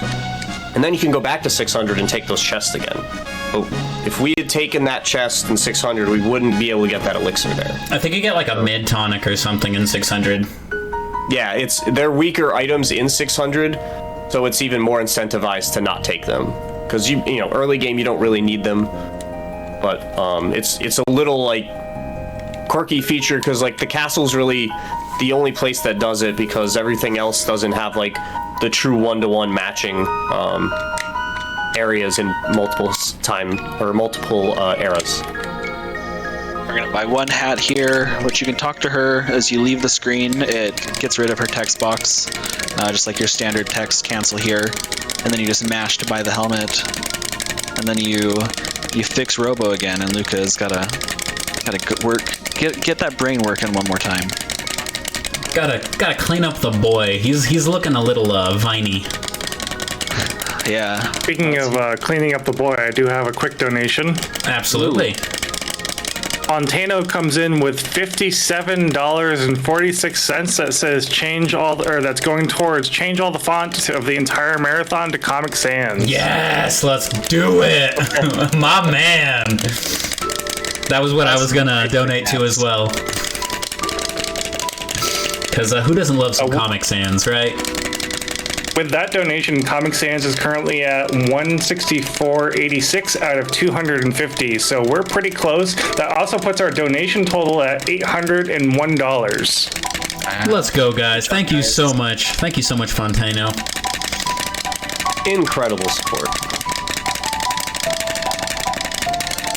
Here is a little plot dump too of talking and surmising of who and what Lavos may be, and if they are responsible for the portals, or if there's some greater entity that might be responsible for the portals. Here we get control of Luca in her own personal hell of a portal. We get to go here. You don't see any of this in the speed run, but by playing the game casually and sort of going through the story, you find out that Lara, her mom, at one point lost her legs due to some sort of experiment. And here you get to relive that moment. This is actually an incentive that I should have put down. Either save Lara or let her lose her legs. You monster. I think it's a good incentive, because like it's kind of like kill the animals, save the animals. Yeah. Except it's Luca's mom. So here, just her name is Lara. So using if you search some notes there, then you get to find that the password is the name of his beautiful wife, right? So using LARNA on the SNES controller, you can set the password and cancel that. And so fun little thing with those password inputs. If you just hold down either all of those buttons, LARNA, or all the buttons, A, B, X, Y, L, and R, then it'll automatically put in the password on the first possible frame for you. Here, we get the green dream. which is absolutely essential for the end of no LSS. Green Dream has it's a pretty broken item, and it breaks the game in interesting ways, and it is what allows us to set up the overheal glitch. It's so good. Essentially what it does is it gives you one auto revive in a fight, so if a character is taken out, then they get the little cherub that comes from ActRaiser and revives him for one time. A long trip. It is, yeah. Very powerful magic for sure. And so when that portal that he brings over, it sort of breaks the game for us a little bit, allowing us to use items and techs in weird ways that aren't typically accepted. And don't worry, I am making a safety save. I'm talking to the bucket first in order to get rid of the text in front of it, just so that we can do it faster if I do have to come back here and not have to mash through it. So we used the bucket over there to heal up all the way. We saved. We are now heading to 1999, the day of Lavos, to fight the Lavos Shell Gauntlet. This is, again, a 20-minute plus fight that you have to be on point with your inputs. You have to follow the script. It sucks because it can be a really nasty reset point. But if you're following the script, then you're good to go. Me and Keat were actually doing a race, was it 2 years ago? And both of us got stuck on Lavos Shell, and it was basically about who could get the proper RNG for the fight, and then get past Magus first to finish it. I remember calming that fight. That was the most sad and hilarious thing I'd ever witnessed, because it was like we could feel your guys' rage permeating through the play of the screens. It was just like, how is this happening? we were so mad.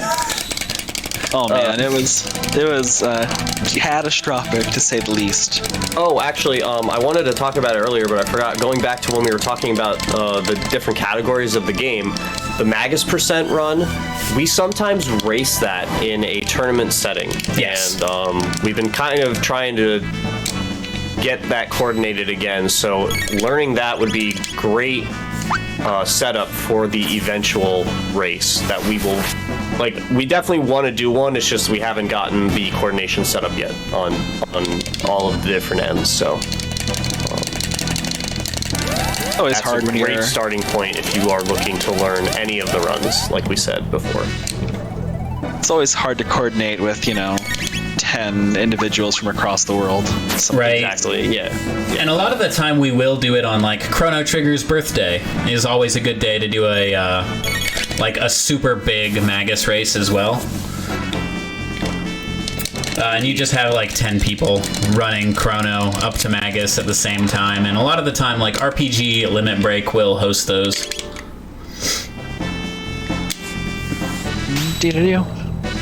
Get some good music here. We get to see a lot of. This is, the Lavos Shell Gauntlet. We find out that Lavos has been in the world for so long, and he's acting out these same fights that we went through, even some of them that we didn't because we faded out and skipped completely. But he's been watching us, and he's taking the battle forms of some of these bosses. So it makes you go back and remember how to handle those bosses, and it's really supposed to be more of a gear check to see if you're ready, because this is one of the more difficult ways to fight Lavos casually, is going through the whole gauntlet. If you get to a certain point in the game, you don't have to. You can just hit him with the epic and blast through the shell. You get the better ending. But this is the hype part of the game. You're going back and you're like, wow, this space tick, we're taking him out again. Now let's do this. There's a few points on this where you check your on RNG, and we have those numbers on the script as well if you're using certain ones, just to check your RNG points on there. Make sure you're on the right script. A couple tight end points here. We're going to make sure that we're using Chrono to finish this fight, because we want him to get the MP burst, because he's going to be wearing a Berserker soon, so he no longer needs that MP. This, we're going to do the Falcon hit to finish off this. Basic Chrono. Yeah, and Lavos Shell is a lot of Falcon hit. There is some stuff in between, but a lot of the ending stuff is all Falcon hit. So Chrono is now 0 MP, which is fine because we're throwing a Berserker on him. Yep. for the Masamune. Same strats as before. Chrono Berserker for Masamune there, Chrono Berserker for Masamune Shell. And Chrono with the Berserker being max speed is really powerful, especially with the Swallow as his weapon. Yeah, it's absurd that we only need to invest one speed tab into Chrono to get him to full speed with the sword. Just stating how powerful this sword is and how useful it is in the speedrun, especially. I just want to get a little hype going in the chat because Chrono Trigger is all about changing the bleak future that you find Robo in, and we can change the future of our planet before we get there by donating to Team C's getting trash out of the ocean. Let's go. I love it. It's a beautiful mirror, you know? What a great game for this. And with help of us, then we can save the future too. It doesn't have to refuse to change. Let's make sure we keep those donos coming in, guys. We're really close to hitting our goal. Let's see if we can blow past that. Blow past it like a blowing falcon past hit. our goal. Speaking of blowing past our goal, we have secret milestones after 1,000. That we'll see what they are. All right. Surprise milestones are the best, because you never know until you get there.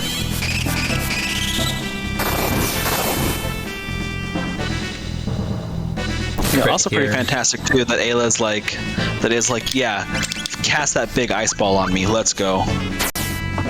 Right? Just Just like let me throw chucking this shit. stuff. She does. She's happy as long as she's throwing something.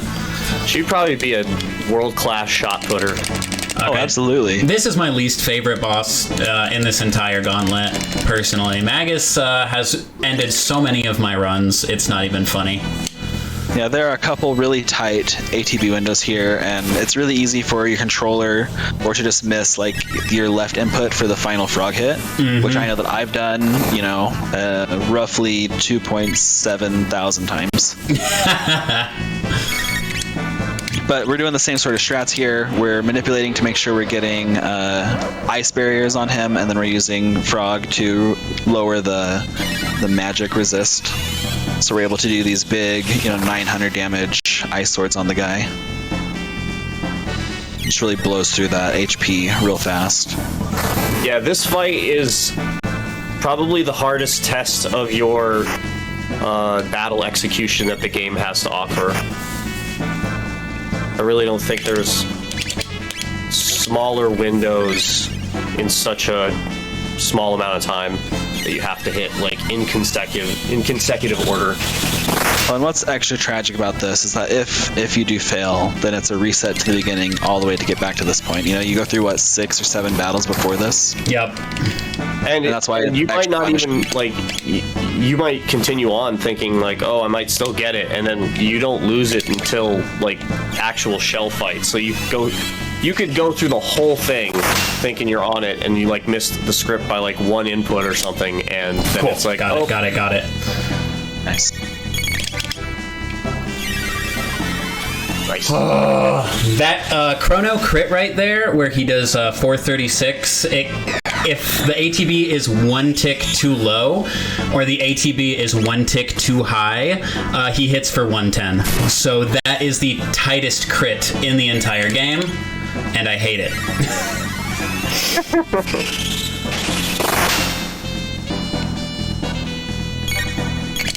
And we set Frog to Ether, and this should be done. GG's. The rest of this cake. Oh my god.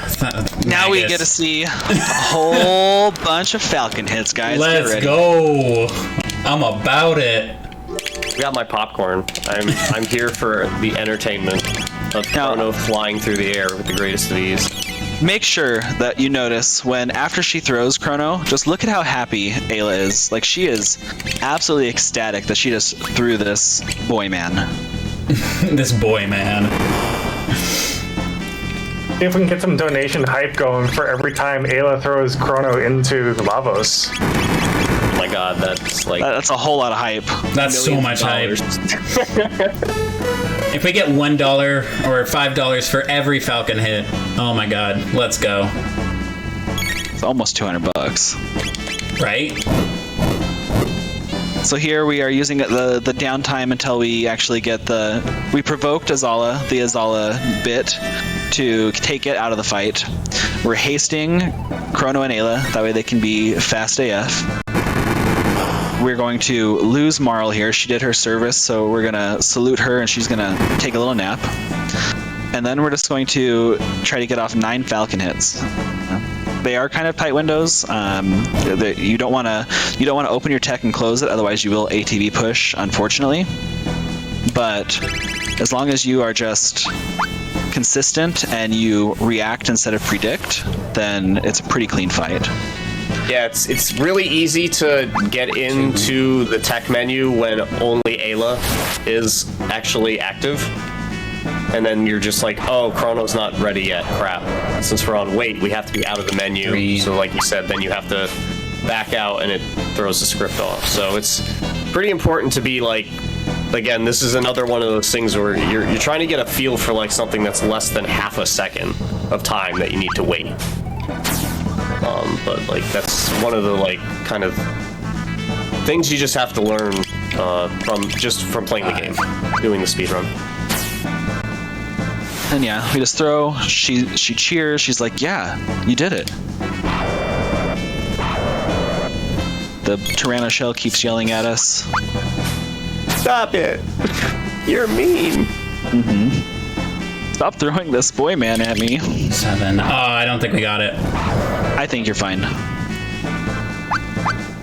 This is 8, right? You'll see we got 11 here for hers. Yeah. Yes. So Yeah, one more. An easy way is to just know how much MP you're supposed to have left. Do I need one more, or is this Yes. one more? Yes. And then you're gonna cat attack and spin cut. Yep. Hopefully. Yep. Yeah. You got it. Ayla's fast. See? I'm more worried because I've gotten barbecued right between their attacks. Okay, cool. Awesome. Not a chance. You only had the one ATB push there. You're good. 537. That's down. Now we go on to Giga Gaia, which we never even looked at in this run. Yeah, no, he's unnecessary.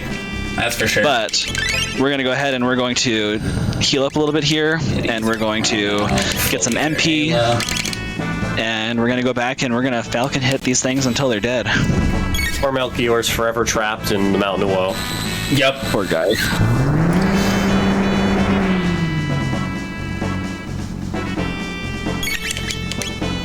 Marl, you did your service again. Thank you. Thank you, Marl. Appreciate you. Appreciate you, E. Salute. And now we just Falcon hit 9 more times. This one we don't have to count because it's literally just Falcon hit until death. Yeah. This one, you Falcon hit, the bits will die. You'll Falcon hit, the bits will revive. You'll Falcon hit, the bits will die. You Falcon hit, and then you go on to the final shell phase. Which I think that the final shell phase is like the coolest fight when it all works out. Like it's so awesome. It's so It's cool. insane how tightly precise this fight is. Like, it's so tight that like a fight 7 fights ago affects what happens in the fight. Like it's like so anxiety ridden because of how like low health everybody gets and how tight the inputs all are. It's hilarious because when he's saying like a fight 7 fights ago, literally you could get everything correct, all of your fights could go okay, but your ATB was off just a little bit, and that little bit makes Lavos actually attack a different character, and because that character was attacked, you can now not finish, and you have to reset and go through the entire thing again. It's just kind of a lot, but it is my favorite fight in the entire game. With a rake. Yeah, that's actually a good way to put it.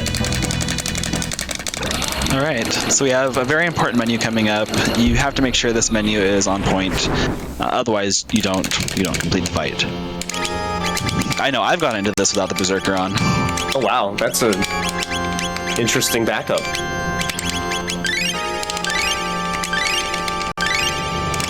know I would never want to do that. No. So yeah, all this very, very clean. All this is very calculated. You'll see. Chrono ends up with 1 HP here for a little bit. Items we got earlier, the lapises, the green dream coming in now. Make sure to haste Chrono and not cure him, which I didn't practice a lot. Like twice I got here and then accidentally cured Chrono instead of hasting. I don't know why. It's in my notes to haste. Big dumb. Big dumb. Isn't it on cure though? No, it's set to memory? haste. It's set to haste. Oh, it is set to haste. So. Yeah. We're gonna heal Marl here so she gets rid of her confusion. And that's that heal we pick up at the very beginning of the game. Yeah, I've definitely lost runs being like, oh, yeah, I don't have that heal, do I? and then I just turn the game off and go to bed. Yep. Because you can't, there's no backup to that. If you don't have that heal, the run's just no more. A single full tonic we pick up out of the Retinite layer. Lavos is mad that Marl didn't die the first time, so Mega Dunk. More HP damage than possible to have.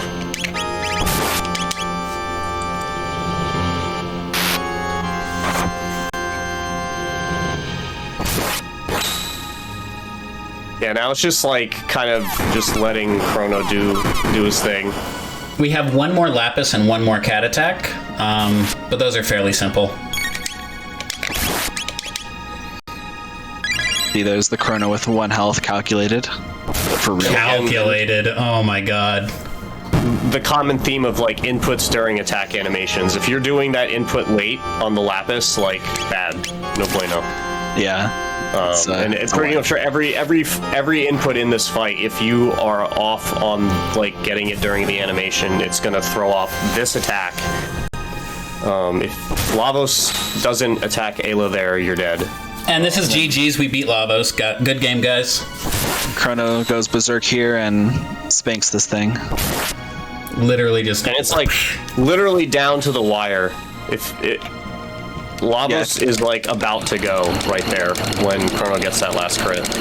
Good fight, guys. Good fight. GG's. That was really well done.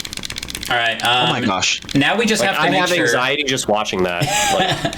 Like, so many hours in that shell, just screaming into pillows and crying. Yeah, been there. I've practiced that. It's just part of learning the run. Like, this is easily the most difficult part of the run to learn, so. Magic Scarf, we can give him the Green Dream, and then set this to Battle Speed 4. Put Frog in the party. Oh wait, wrong spot. I want Ayla. I don't want Meryl. I was gonna say, that's the backup. I don't follow the backup because it's never been that way for me. I don't know why that backup is there. Well, it works for me every time. I've literally never had to use the backup. If I reload, it's still the exact same setup. I don't know why. Even Red was in here one time when I did the backup, and he was like, "Wait, what? That's not what? Wait, huh?" He was super confused. Are you on cart or are you on flash cart? I'm on emulator right now. Okay. Maybe that has something to do with it.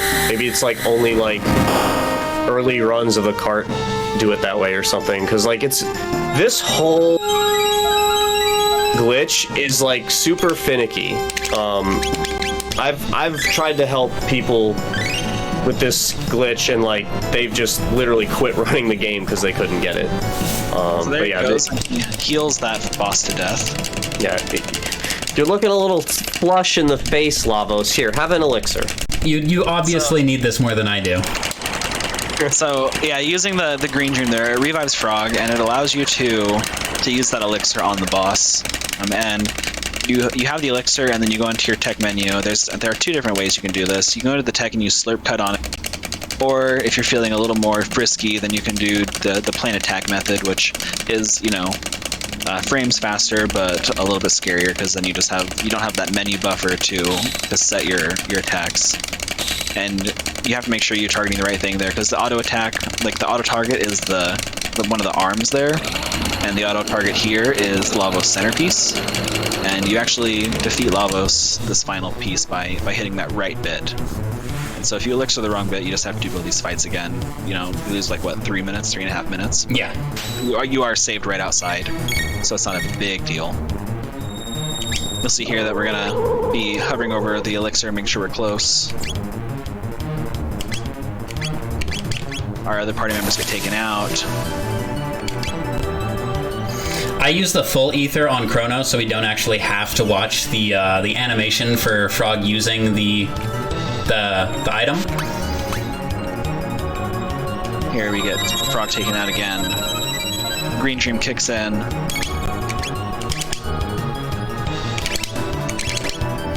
That was close. GG, that's time. That's time.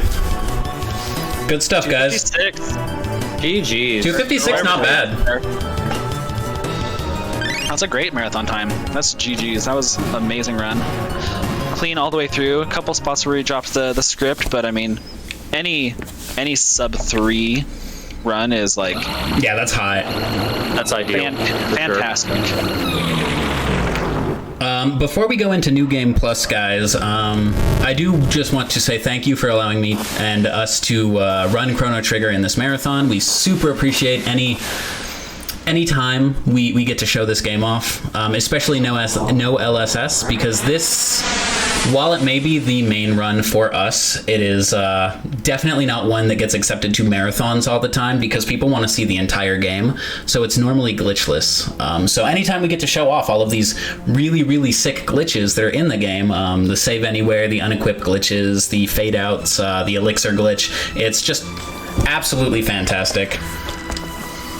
And also, just to note, I am the owner of 840 Coffee. I have donated 20 bags to this marathon, so anybody who has donated over $30, the first 20 people will receive a free bag of coffee from me.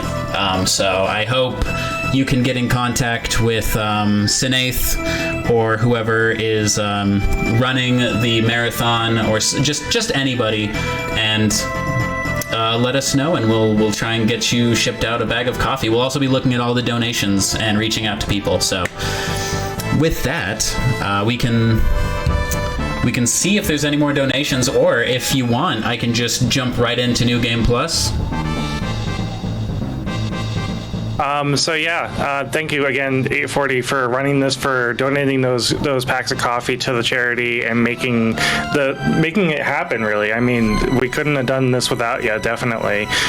No new donations yet, so if you want to start setting up New Game Plus, we can go ahead and do that. All right, sounds good, and that's actually super simple Riggz, for me. if you wanna just focus on setting up, I can definitely intro up the New Game Plus for you, so you can focus on that. Oh, feel free.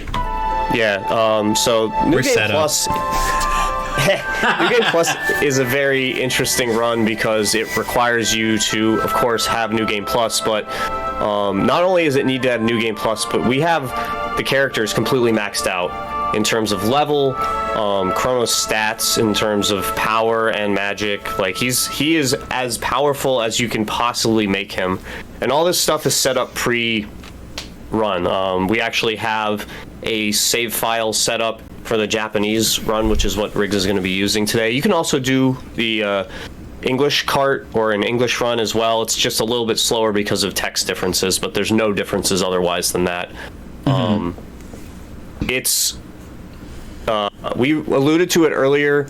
There's a very long pause that we're going to do to set the RNG up at the start. Well, I actually have a save state set up specifically for marathon runs because I don't want to actually get to Lavos and have been like one tick incorrect in the RNG setup. So I actually ran through this morning and I set up a good RNG save state just to make sure. This is the text box before your mom leaves Chrono's room, and this is actually where we start the New Game Plus. Generally, our timer is set to negative 7.17 seconds because that is the time for the text box to close Chrono to get out of bed, do his starting fist pump, and then we take control of Chrono directly at 0.00. But because I don't have my timer set up for the marathon, we're just going to start it right as I close this text box. So I can give a count from 5, and we can go on go.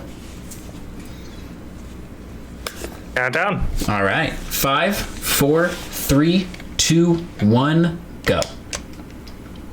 So the beginning of the run is pretty similar to the start of the normal run. We just do the menu a little bit later than we would in the initial new game runs. Because we're going to basically do all the menuing all at once at the shop in the fair and take advantage of the fact that you can do equipping in a shop menu, which is quality of life times a million. But first we're going to get Marl, and we're going to try and optimize talking to her as she walks by. There you go. If we talk to her when she's right there, it prevents her from moving around as much and makes her reconnect a little faster. As you can see, like, she's right on top of Chrono here, so it's going to take no time at all to get her into the party. And this is a 6-minute run where every half second counts. So now we're going to max Chrono's gear out and equip the Prism Helm to Marl. That'll get her to, more importantly... I botched it. Sorry. That's okay. Riggs was trying to attempt candy skip there, as we were talking about during the previous run. We're trying to move to the right of the staircase, right when the staircase starts, and if we do it correctly, we'll wiggle right past the ground trigger and be able to just skip that whole candy scene.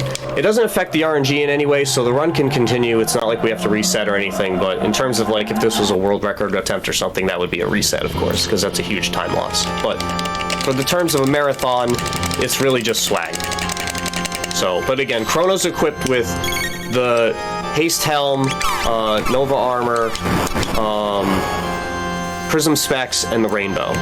493's damage on Marl is our RNG trigger to know that we're on. If it was like if it's even one off, it's a different RNG chain. And we're just gonna let Chrono, Haste Helm, Luminaire do almost all the work. We'll finish off each fight with a different ice-based attack. We'll do Ice Sword here, or Ice Sword 2 here, rather, and then we'll finish off the center bit with another ice-based attack as well.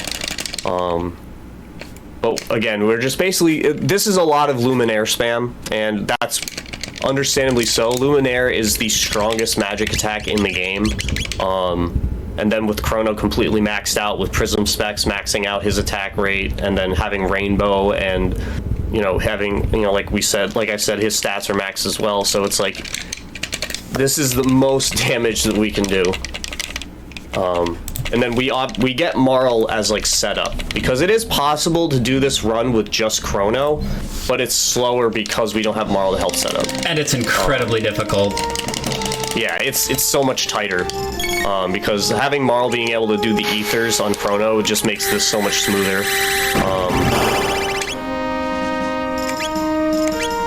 Sounds like a good incentive for the next marathon, doing Chrono only New Game Plus. I could definitely route it out and see if that's a thing that people want to see, because that would be fun. Well, I can tell you, routing is always fun. I spent a lot of time trying to see if Shiva Edge would work in this run for, like, a minor time save in the last phase of this of the Lavos fight. Didn't find it, but it was a good time. What do you think, Riggs? If we get another $50 donated by the time the next run ends, we'll try and route out a Chrono only New Game Plus for next time. For now, I mean, yeah, sure, I'm about it. All it takes is $50, guys. Come on. So yeah, right there we give Chrono a Hyper Ether, and the item menu is also, like, curated perfectly so that, like, all the items we have in there are the ones that we're using and nothing else. And, like, you can just auto mash exactly what you need. This whole everything about like even that menuing before, it's the same thing for when we equipped everybody. Like everything that's first in the menus was set up that way so that you could do it as optimally as possible. Again, Ice 2 wraps up the fight nice and neat. The next fight is the only one that will not end with an ice attack. Meryl will do a single regular attack on the right bit at the very beginning of the fight, and we are going to open it up with a confuse on the left bit just to kill it. It's super important to kill the left bit because the left bit has an ability that can remove your status protection, and there's no way to get rid of that. So when Lavos does the I'm forgetting what it's called, but he does like a status all effect, and if either of your characters get hit by that, then it's, you won't lose the run in terms of dying most likely, but you'll probably lose a lot of time. Yeah. So you want to get the left one down first. It's also the weakest in terms of HP, so it dies the fastest, and we want to get the right bit into its defensive mode as quickly as possible, and that's also why we're attacking Marl with the bit, because that helps you get into that defensive mode faster. If we just sat there and waited, it would take longer for it to flip the defense off. Yeah, as soon as it gets attacked, it's just like, oh god, I gotta do something about this. Basically, like, I think the way it works is when you attack the right bit, the game checks to see if both the other bits are alive still, and if not, then it just automatically starts that mode. Otherwise, it's like on a timer. We have 3 more Luminaires until the end of the game, and time will be when damage is basically at the highest point on the enemy. I'll call it out, but this should still be like a sub 7-minute run, I think. Yeah, you can squeak it in even if you miss the skip, as long as the RNG's on. Yeah. And that's the other thing that's great about this run is, like, it doesn't really have a lot of, like, really difficult tech that requires you to, like, sit there and grind for years to, like, get really good at it.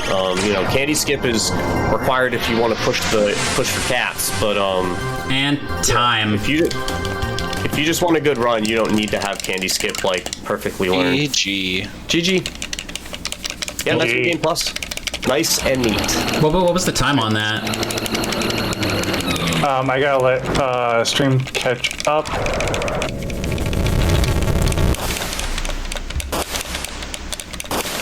Well, it's going to be a little bit slower than your world record run, Riggs, but Yeah, I know. It's fine. it's fine, I was more curious about the sub 7. Yeah, I'm just yeah, I definitely think you're getting sub 7. Sweet. Like 57 maybe? Okay. No, not even. It's gonna be like 52. Okay, well that was New Game Plus. Nice. That was New Game Plus, and if you are interested in learning that run, I have an entire tutorial that is maybe 30 minutes long on YouTube. You can look up 840 Games, and you can find New Game Plus tutorial. There is also a Candy Skip tutorial, which teaches you the basics of it, and you need Candy Skip to push for a better time in New Game Plus. So. But guys, thank you for joining us for Chrono Trigger. I appreciate you. Thank you, Silent Martyr and Keat Ketchum. Guys, please go and give them follows. They are amazing speedrunners, and Silent does a bunch of other games as well. Resident Evil 4 he is currently grinding on. Keat Ketchum does Minnie and Mickey's Mystery Circus with his son as a duo speedrun, so that's really cool when you can catch it. But thank you so much for having us. Please keep donating to keep our Earth very clean, and I will see you at the next marathon. Guaranteed. Definitely.